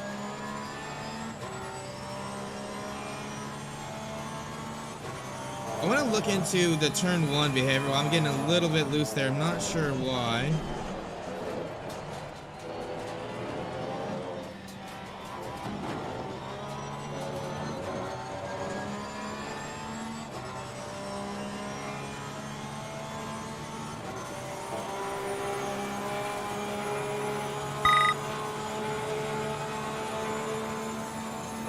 Let's take a look. Let's look at the data. For that last lap, I was definitely getting a little bit loose. Go to stability. Yeah, you can see that's 3-4. Wasn't too bad from that last lap. You can definitely see this lap I was getting a little bit. Let's try to see what's going on here. Why I'm getting so much okay, here it is. See this travel? As soon as the yaw stability goes crazy, it's because of that curb. This is the inside left curb. Go to dampener speeds. Are we in high speed? We are in high speed. So I'm going to try is I'm going to decrease the high speed rear compression dampening. I think that's going to give us a little bit more stability over turn one, turn two, which is going to help us. So we're losing a little bit of time there, I feel like. Not a lot, but definitely just a little bit. As my thing rotates into me. Let's look. So, you know, these kind of speeds here. I'm gonna like zoom in so you guys can really see those adder speeds. And what I want to do, let's go to setup here. What I want to do is go to fast bumps a little bit high. Let's go down a few clicks here. Save it at 0.5 and see how it goes. So all I'm doing here is just changing the fast high speed dampening, not really changing anything else. Let's see if that helps us turn one turn. If you guys have any questions about why I'm doing these things, please let me know. I try to explain kind of my thinking about everything, but I know sometimes it maybe be a little bit confusing while I'm doing something. But you can definitely see on a turn 1 to turn 2, I was getting a little loose while I'm getting on that curve turn 1. And decreasing high speed rebound or compression is going to make it a little bit more compliant over those curves.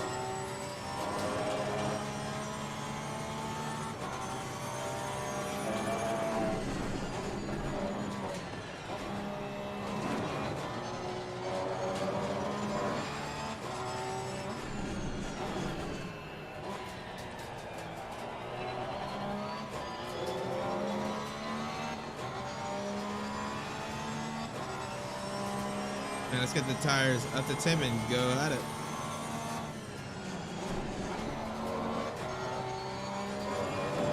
Everything else of the car felt really, really good though. I love this car because you can push it. And it won't kill you, but you can definitely get there.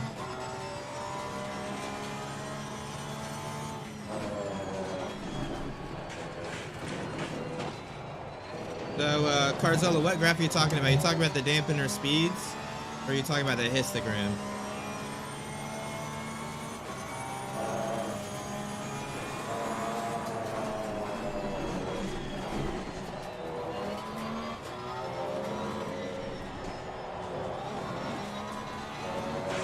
This car's feeling really good now.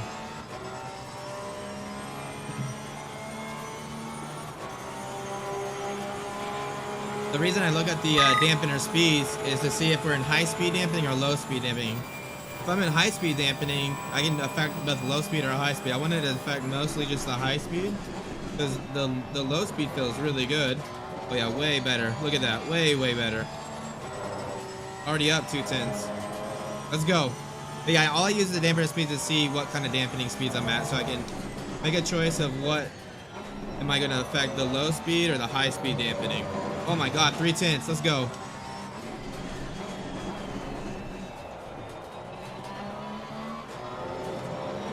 Four tenths. We can keep it. This is going to be a PR, this car.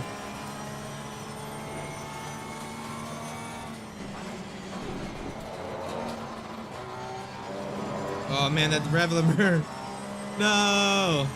Damn it.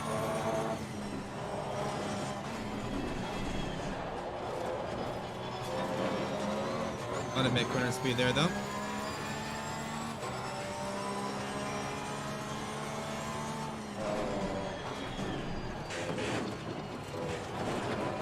Oh, a lot of time right there. I braked just a little bit to get the car rotated, and I think I just bottomed out the front. That just totally killed me. You want to kind of be flat through there. Being on the brake just to get the rotations, not good. Golly, this car feels good though. Alright, let's see if we can not make that mistake through the chicane.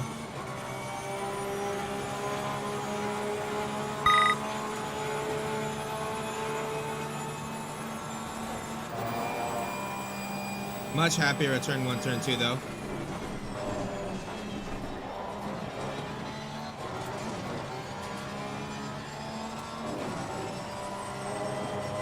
Yeah, 2/10, man. That made a huge difference, the high speed dampening.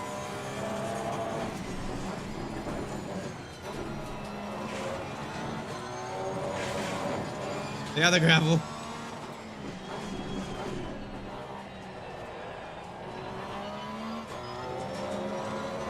There we go. Look at that exit. Let's go.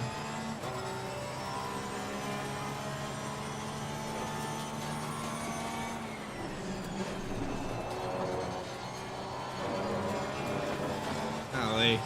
Broke way too hard. Way too deep.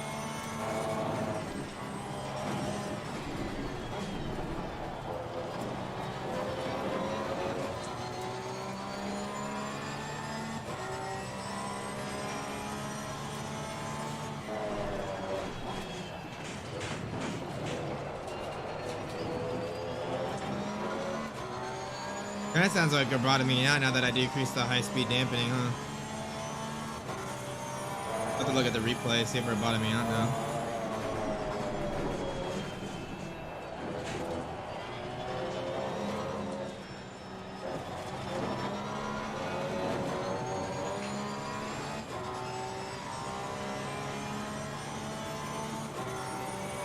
So when I decrease that high speed bump compression dampening, it might be causing the bottoming out of the final chicane now. I might have to find a balance between turn 1, 2 balance and final chicane.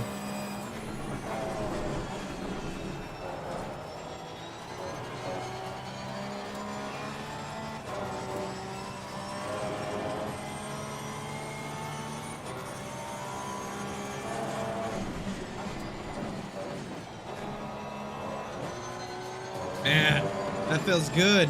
I love that feeling.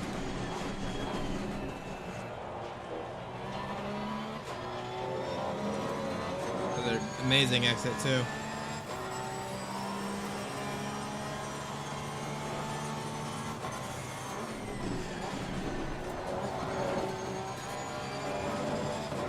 Five tenths. Come on.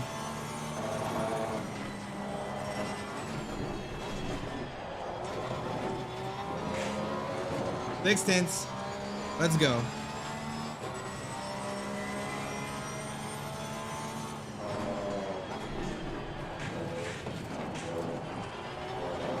Oh my god.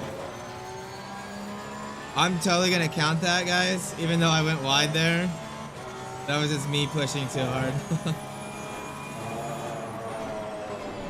I'm like in my head now. I don't even know how to take the final chicane.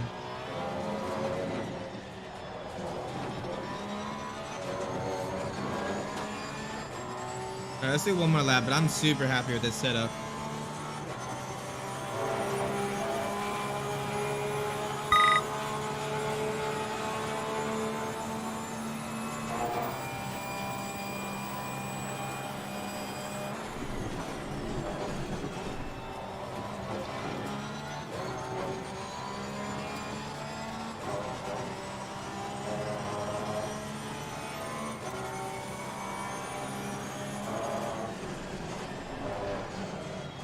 Too much trouble.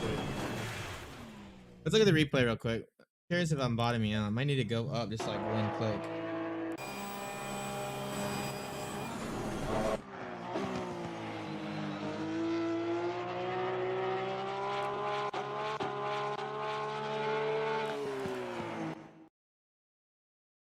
Here.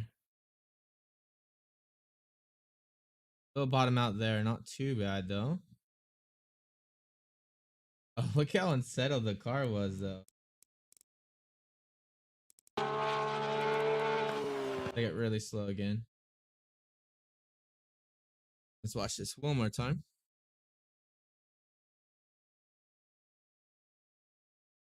I take this inside curb here. Definitely bottomed out there. I was taking a lot of curb there, Jesus.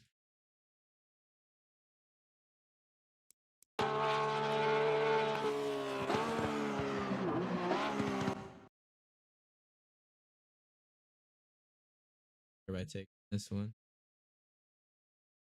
There I didn't bottom out, but I need to stop taking that much curve. Jesus.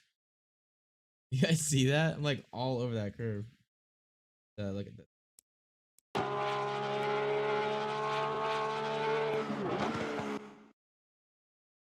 If I bottom out here too. No, not really bottoming out. I'm just taking a lot of curves through there.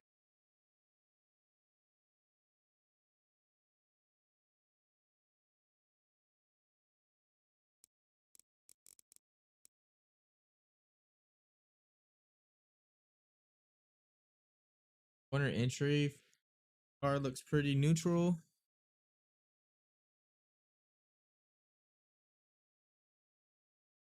Yeah, I didn't get on the inside of that curve, so it just spat me out. Look at that. You need to take more curb on the exit than the entry. I'm taking way more curb on the entry than the exit. I want to make, let's go up one click on that rear high speed. I went down like 3 clicks. Let's just go, let's see if that will at least, help us. Actually, I want to go up. I know you guys can see. I'm just trying to hurry because I want to do like a race with this too.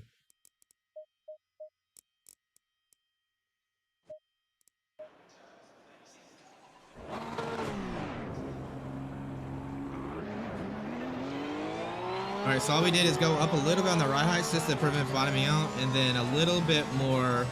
Um, we split the difference between that compression dampening.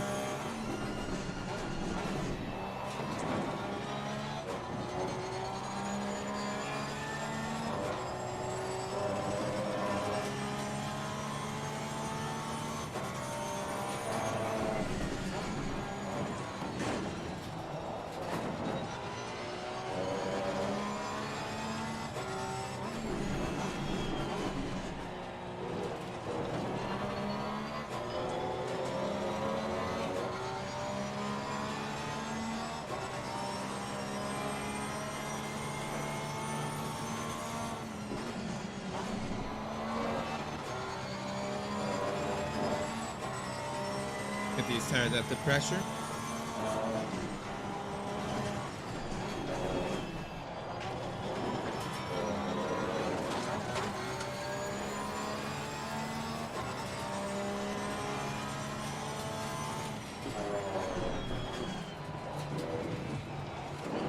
Much better, much better.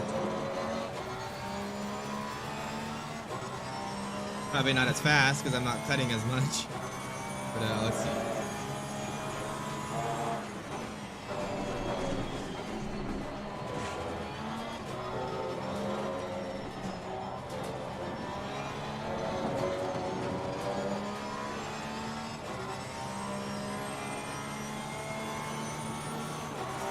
Get up Porsche is always fun to try to set up.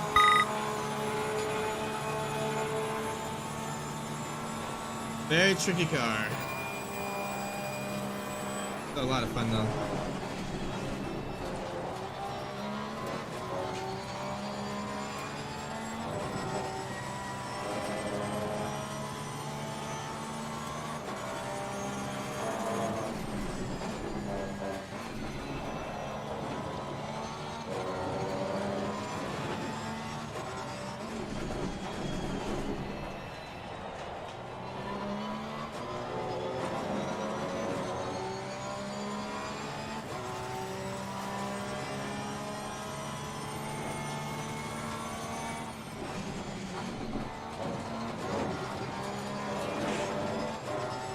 There we go.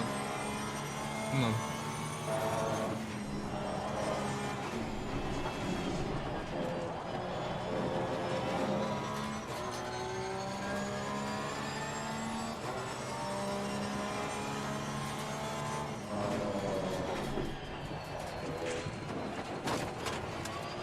Much better through the curbs though.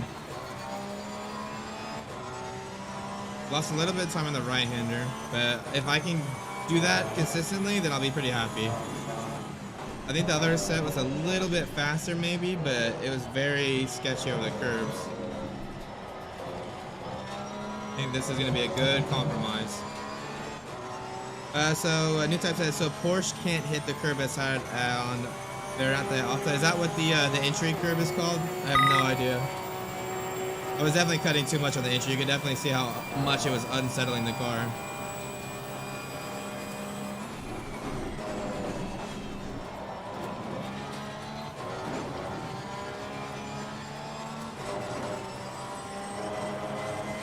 Car feels really good though.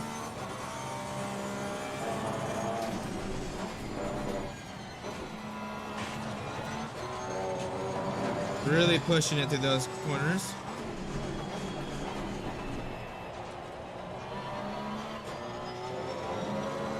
Four tens, let's go.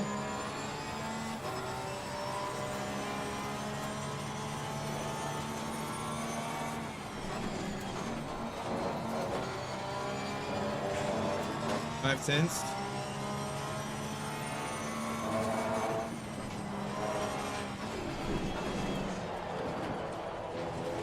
Pushed it way too hard in that braking zone. Blah. All right, I'm happy with this setup, guys. I'm just pushing to get the lap time. The setup is definitely there. Balance feels really, really good. And I'm totally just pushed it really deep in that braking zone. Let's do a race though. I always like to test these setups from a raceability standpoint. So let's just do like a 20-minute race real quick. See how it feels. Super happy with the setup. Yeah, the car is really quick. I'm just now that I'm like trying to fight myself for time, I'm making a bunch of mistakes. It's not the setup, it's totally me. Setup filter. But let's go ahead and do a race. And we're doing the same conditions as the hot lap here. Let's go ahead and look. Gonna do version 6, which should be, so we're just gonna do full fuel, pretty much everything. So we're gonna be a little bit of a disadvantage here. Stay double file. But again, the reason we do these races, guys, is to make sure, you know, when AI jump at us, make sure that the car's nice and stable through here.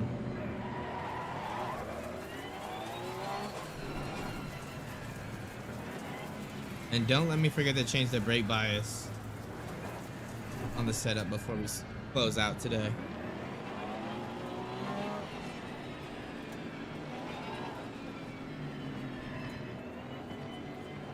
Yeah, it's a little different, but the temperatures are the same, so.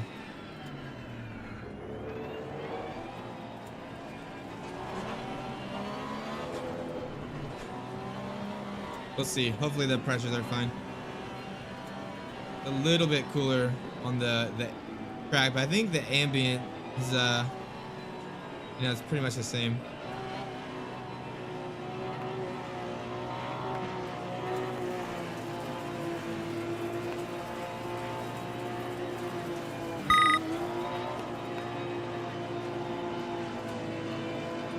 Yeah, let's just go ahead and reset. That's a good point, speed. Green light. Sorry about making you guys wait for that. Just a reset. I don't know why it's later. 7. Let's see. Thank you, Nutaba. Actually, I will do that right now. There we go. Now we're in the same condition. Is set this to 4. Then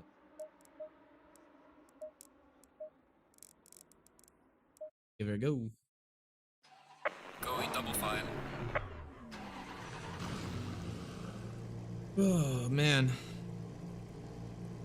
Imola's a great track though. I really enjoy Imola. A really fun track.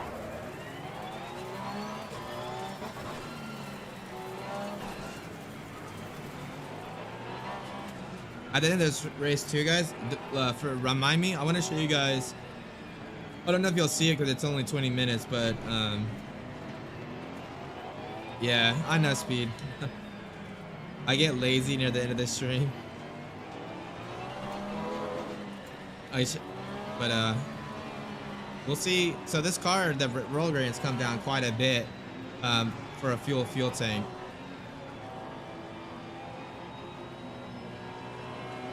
I want to, I don't know if it'll be enough for 20 minutes. Usually you want to do the full stint, but you might be able to see the difference in roll gradients for this 20-minute race. We'll have to see. Green light. Give it all you got. All right, let's go. Starting out P14. Car on the right. Clear on the right. Car on the right. Clear on the right.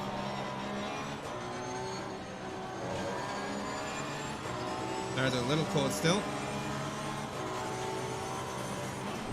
Car on the right. Clear on the right. Please don't stop on the apex. The AI make me so mad sometimes. Car on the right. Clear on the right. All right, there we go. 2 positions.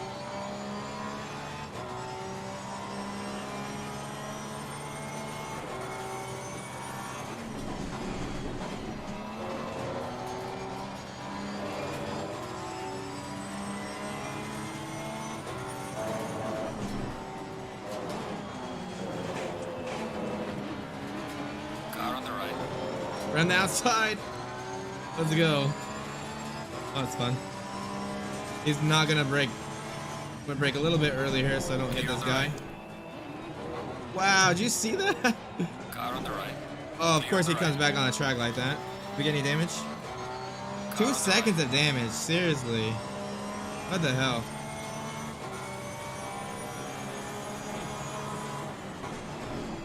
deep in the braking 3 zone. wide. All clear. What Clear are on the these right. AI doing?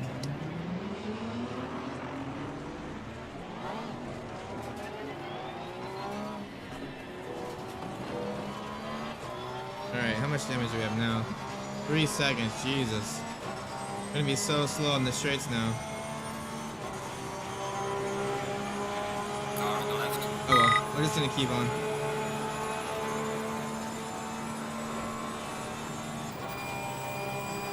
Clear on the left.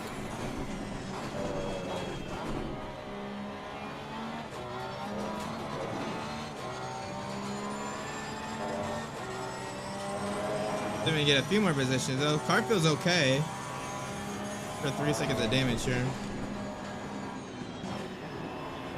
Car on the left. Hit the inside. Clear on the left. Car on the right. Clear on the right. Yeah, exactly. Speed. Exactly. The AI just sometimes do not know how to drive. It's so frustrating. I think this game has really good AI, but did you guys see him over that final chicane? Like, where was he going?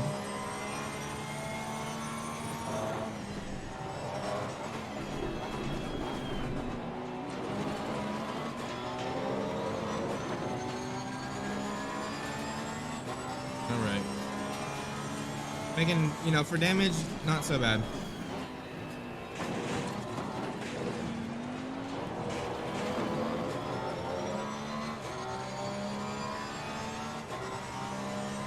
Had a lift on the exit, so I didn't hit him.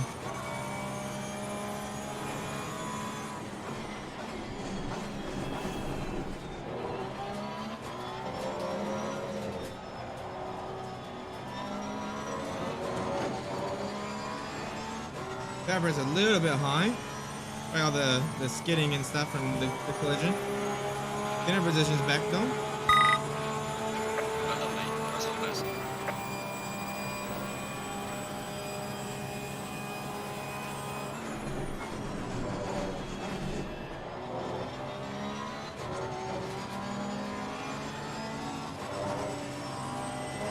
Nice. Come on. Car on the right. Clear on the right.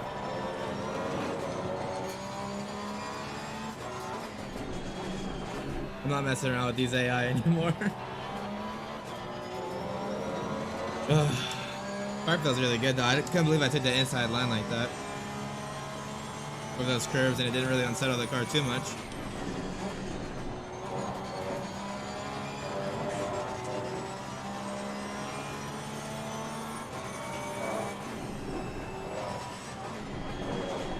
Car Oh on the my right. god, why are you stopping Clear on on the the right. apex?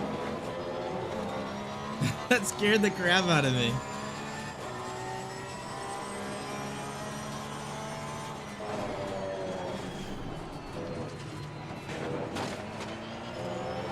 Really nice over the final chicane though.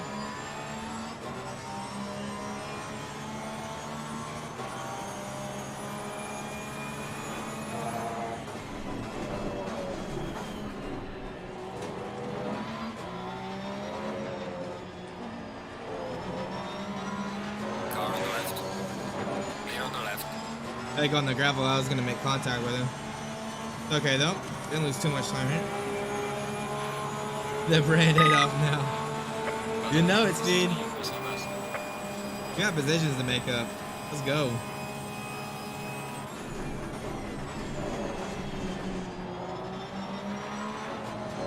Car on the right. Clear on the right.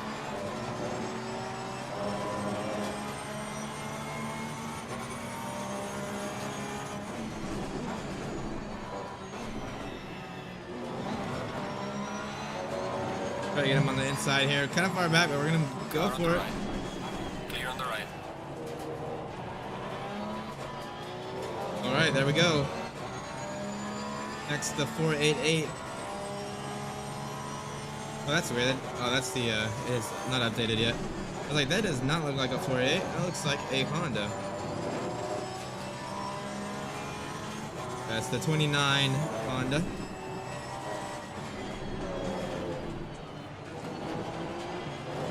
I can just cover so much more mid-corner speed through there than they can. Having to slow down so much through there.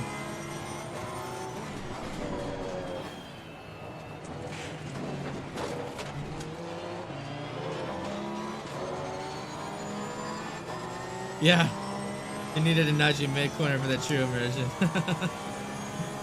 Probably true.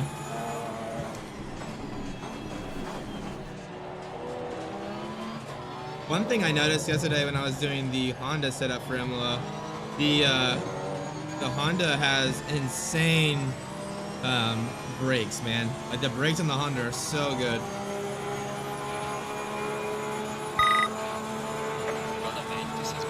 So losing him a little bit in the front straight here. Image is probably not helping me.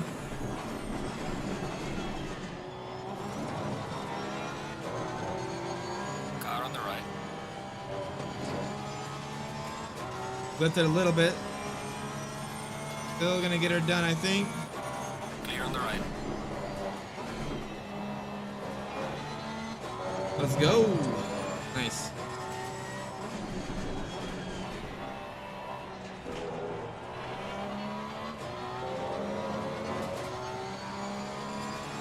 Yeah, that's for sure. Anytime. I like the Honda. It's a really fun car, actually. It's a little bit slow, the turbo lag, you know, but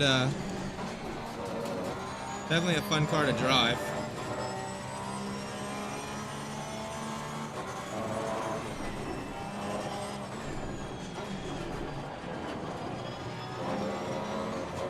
There we go. Come on. Let's go.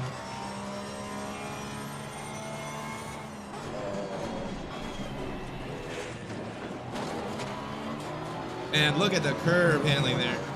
We're gonna get this position here. We're gonna have to take the outside. Clear on the left. Oh, it's got a little bit more speed than me though.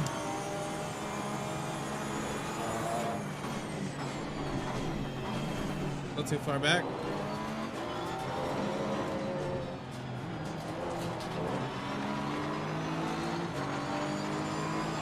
So frustrating that I have to live on the exit because they're gonna beat me on the top speed through the middle section here. You can see him slightly pulling away. Fastest lap of the race, man. Good job.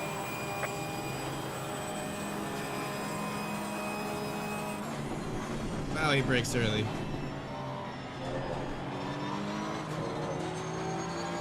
Car on the right. Clear on the right. Ooh, that scared me. I thought he was coming back into me.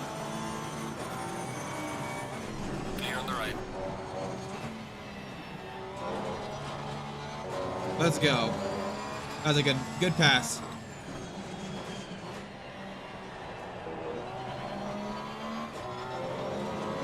And this car feels good.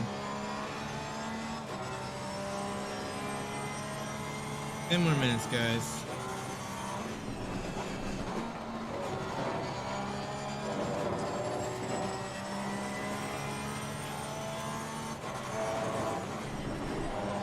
We are halfway through. Keep pushing. Ooh, that was weird. Game kind of froze on me there for a sec. No drop frames or anything, though.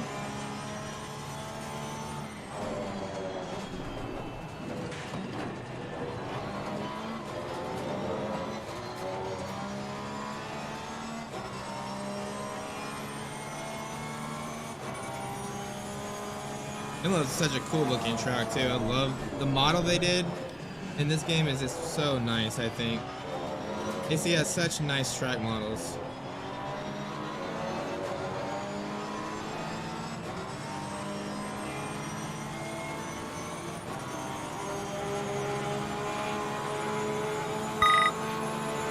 Well done, mate. Double lap.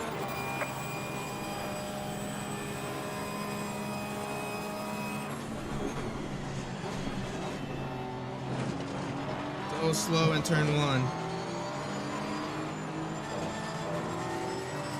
Had a lift.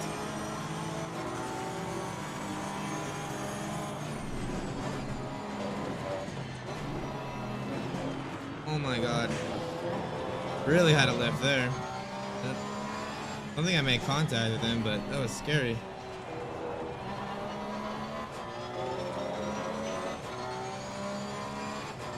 Yeah, 5 seconds of damage now. RIP. Jesus. It is not my day against the AI.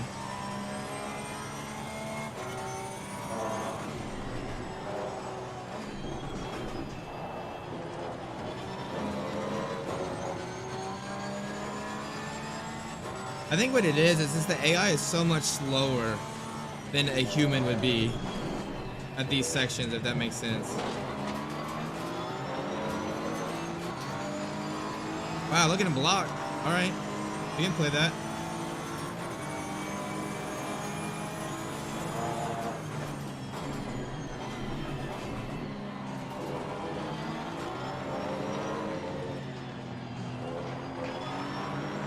Car on the left. Clear on the left. I do like that blue livery color though. It's pretty sick.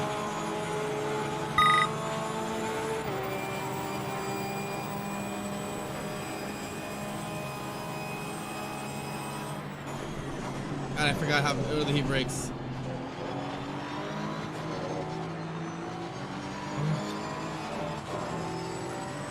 It is frustrating. I just need to get around him.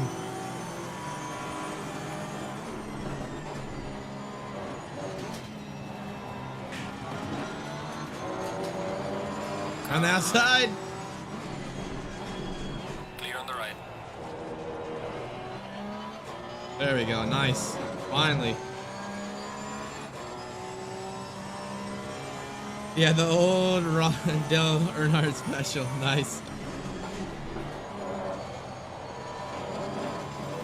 Yeah, I'm definitely getting some front aero damage now. A little bit of push there.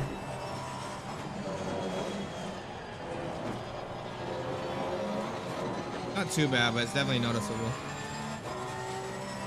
Car still feels pretty good though. Just like the high speed push.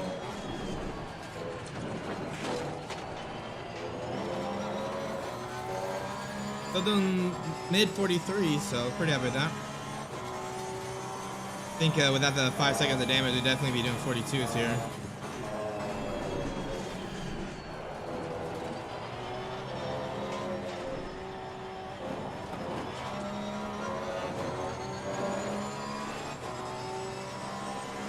See if we can catch this guys up here. I think I started P14, so went from like P14 to P30 because that one guy spun me into that left-hander.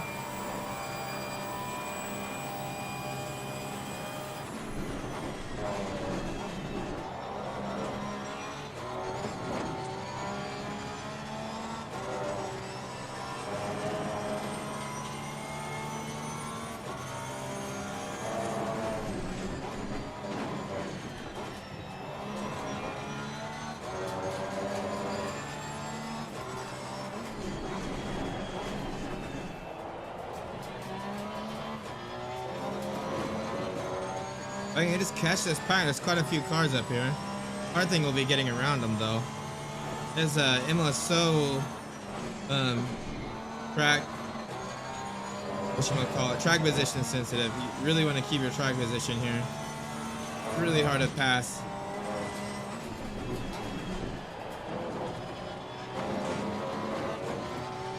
Doing low 43s with 5 seconds of damage though, guys. Let's go.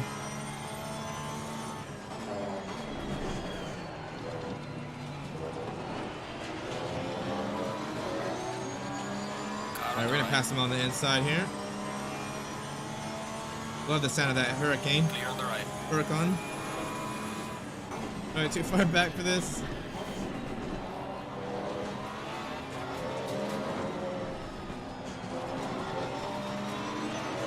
Car on the left. Got a way better exit than he did. He's gonna get me down the straight here though. Clear on the The left. inline inline 6 doesn't have the power. Come on.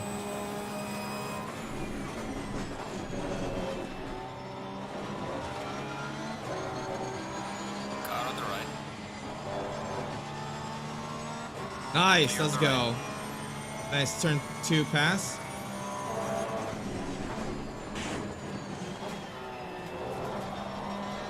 Made a mistake, hit that curb, but still kept it together. The Porsche actually is really nice over the curves. It's kind of surprising. I know at Zoller it really struggles to abuse that chicane, but here it feels pretty good.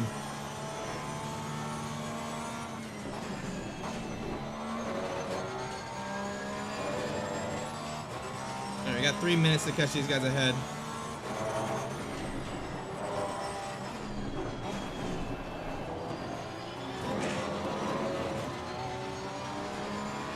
Yeah, dude, it's awesome.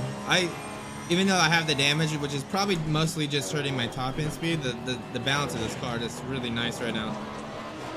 Car on the left. Went wide. I just don't have the power.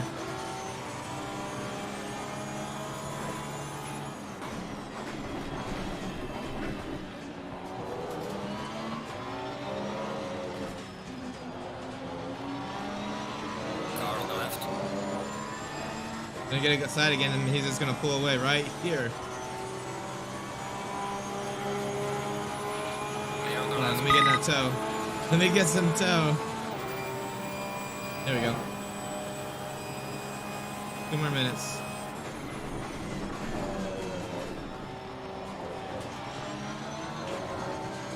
Car on the right.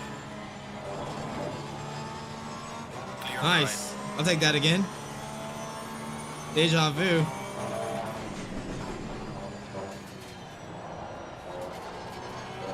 It is feels so nice through there. Like, just does exactly what you asked it to do.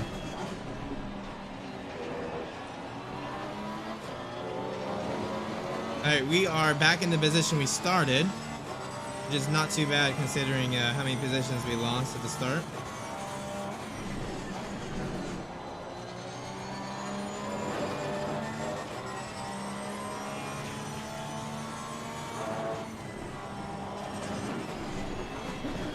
Oh my god. Why are you guys stomping on the apex? I'm gonna have like a negative safety rating after this race.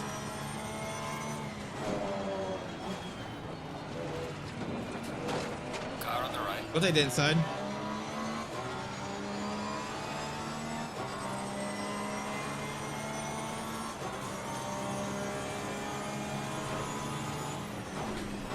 Leaders on final lap.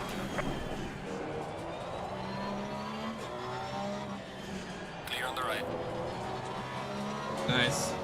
Let's go. Alright, P13. We got 12, 11, and 10 right here if we can catch them, but when we got 1 lap to do it, so we better hustle. Looks like they're fighting up here for position too. Good in tears into turn 1. Look at that Bentley trying to get around him. Jesus. Of course, they're going so slow here. I killed the turn 1 curb. We might be able to get a position here though. Let's see. Car on the left. 3 wide. Oh my god, how did I not die right there? That was way too aggressive, but I'll take it. Car on the right. Clear on the right. Come on, stay in your lane. There's some light damage on the right. Little tap there, little tap. Car on the This is right. like a touring car. Car on the left. Wow, that Clear Lambo on just the left. killed me.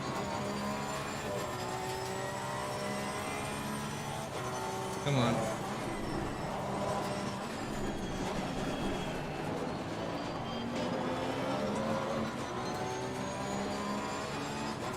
This is actually a lot of fun, even though it's like a lot of dirty, like revving. Car on the right. I totally cut the chicane like so hard, but I don't think it'll give me a drive through. Clear on the right. Oh, it's too far. Finish the race.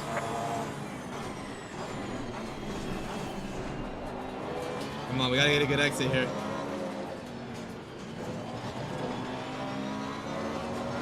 No. So close.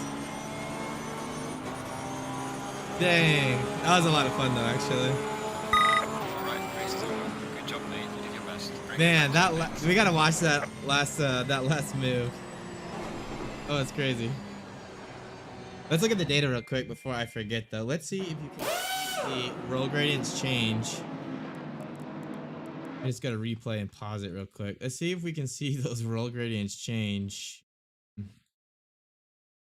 over the course of the race.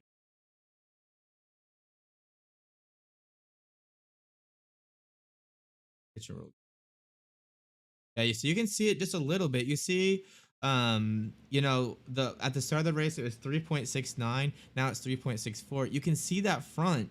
The blue line's a little bit, you know, more shallow. The blue line is later in the race. So that roll rate is changing as that fuel load's coming out. So it definitely makes a huge on the Porsche. It's very sensitive fuel. You know, your setup between race fuel and qual fuel will be quite different just because of that roll gradient is changing so much. But let's watch that. I'll show you guys that real quick because it's probably the car with, like, that's the most sensitive to that. But let's look at that replay. I just want to see that last pass. Yeah, I think this is it. Let's see. Yeah, here we go. This is definitely it. Right, let's go track cam. It's turn 3-4.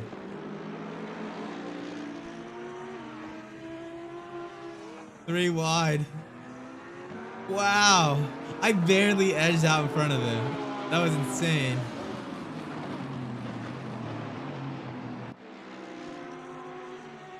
Oh, he just gave me a little tap there.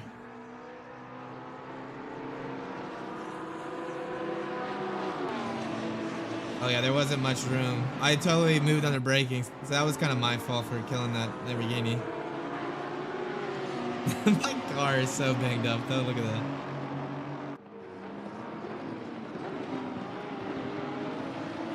Look how close I got too.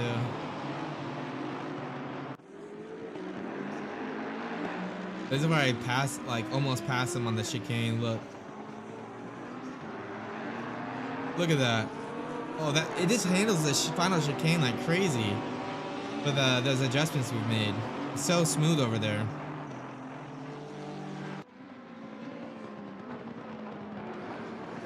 I was too far back to try to dive up the inside. Oh yeah, he just blocked me off just a little bit where I couldn't like try to hit the gas. But look how close that was. But that was a ton of fun. That was a good race. Even though I probably lost like 5 SA, like that was a lot of fun. But that's gonna be it, guys. You know, please remember that we are gonna be putting these setups on the Imola setup pack. You know, we have like 3 more cars to do, but that'll be on racingsimtools.com/setups.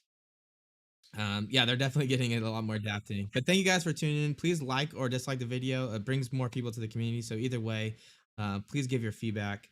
But until then, guys, thanks for tuning in, guys. I hope you have a good rest of your week and beginning of your week. And I'm Zach from RST. Until then, I'll catch you guys later.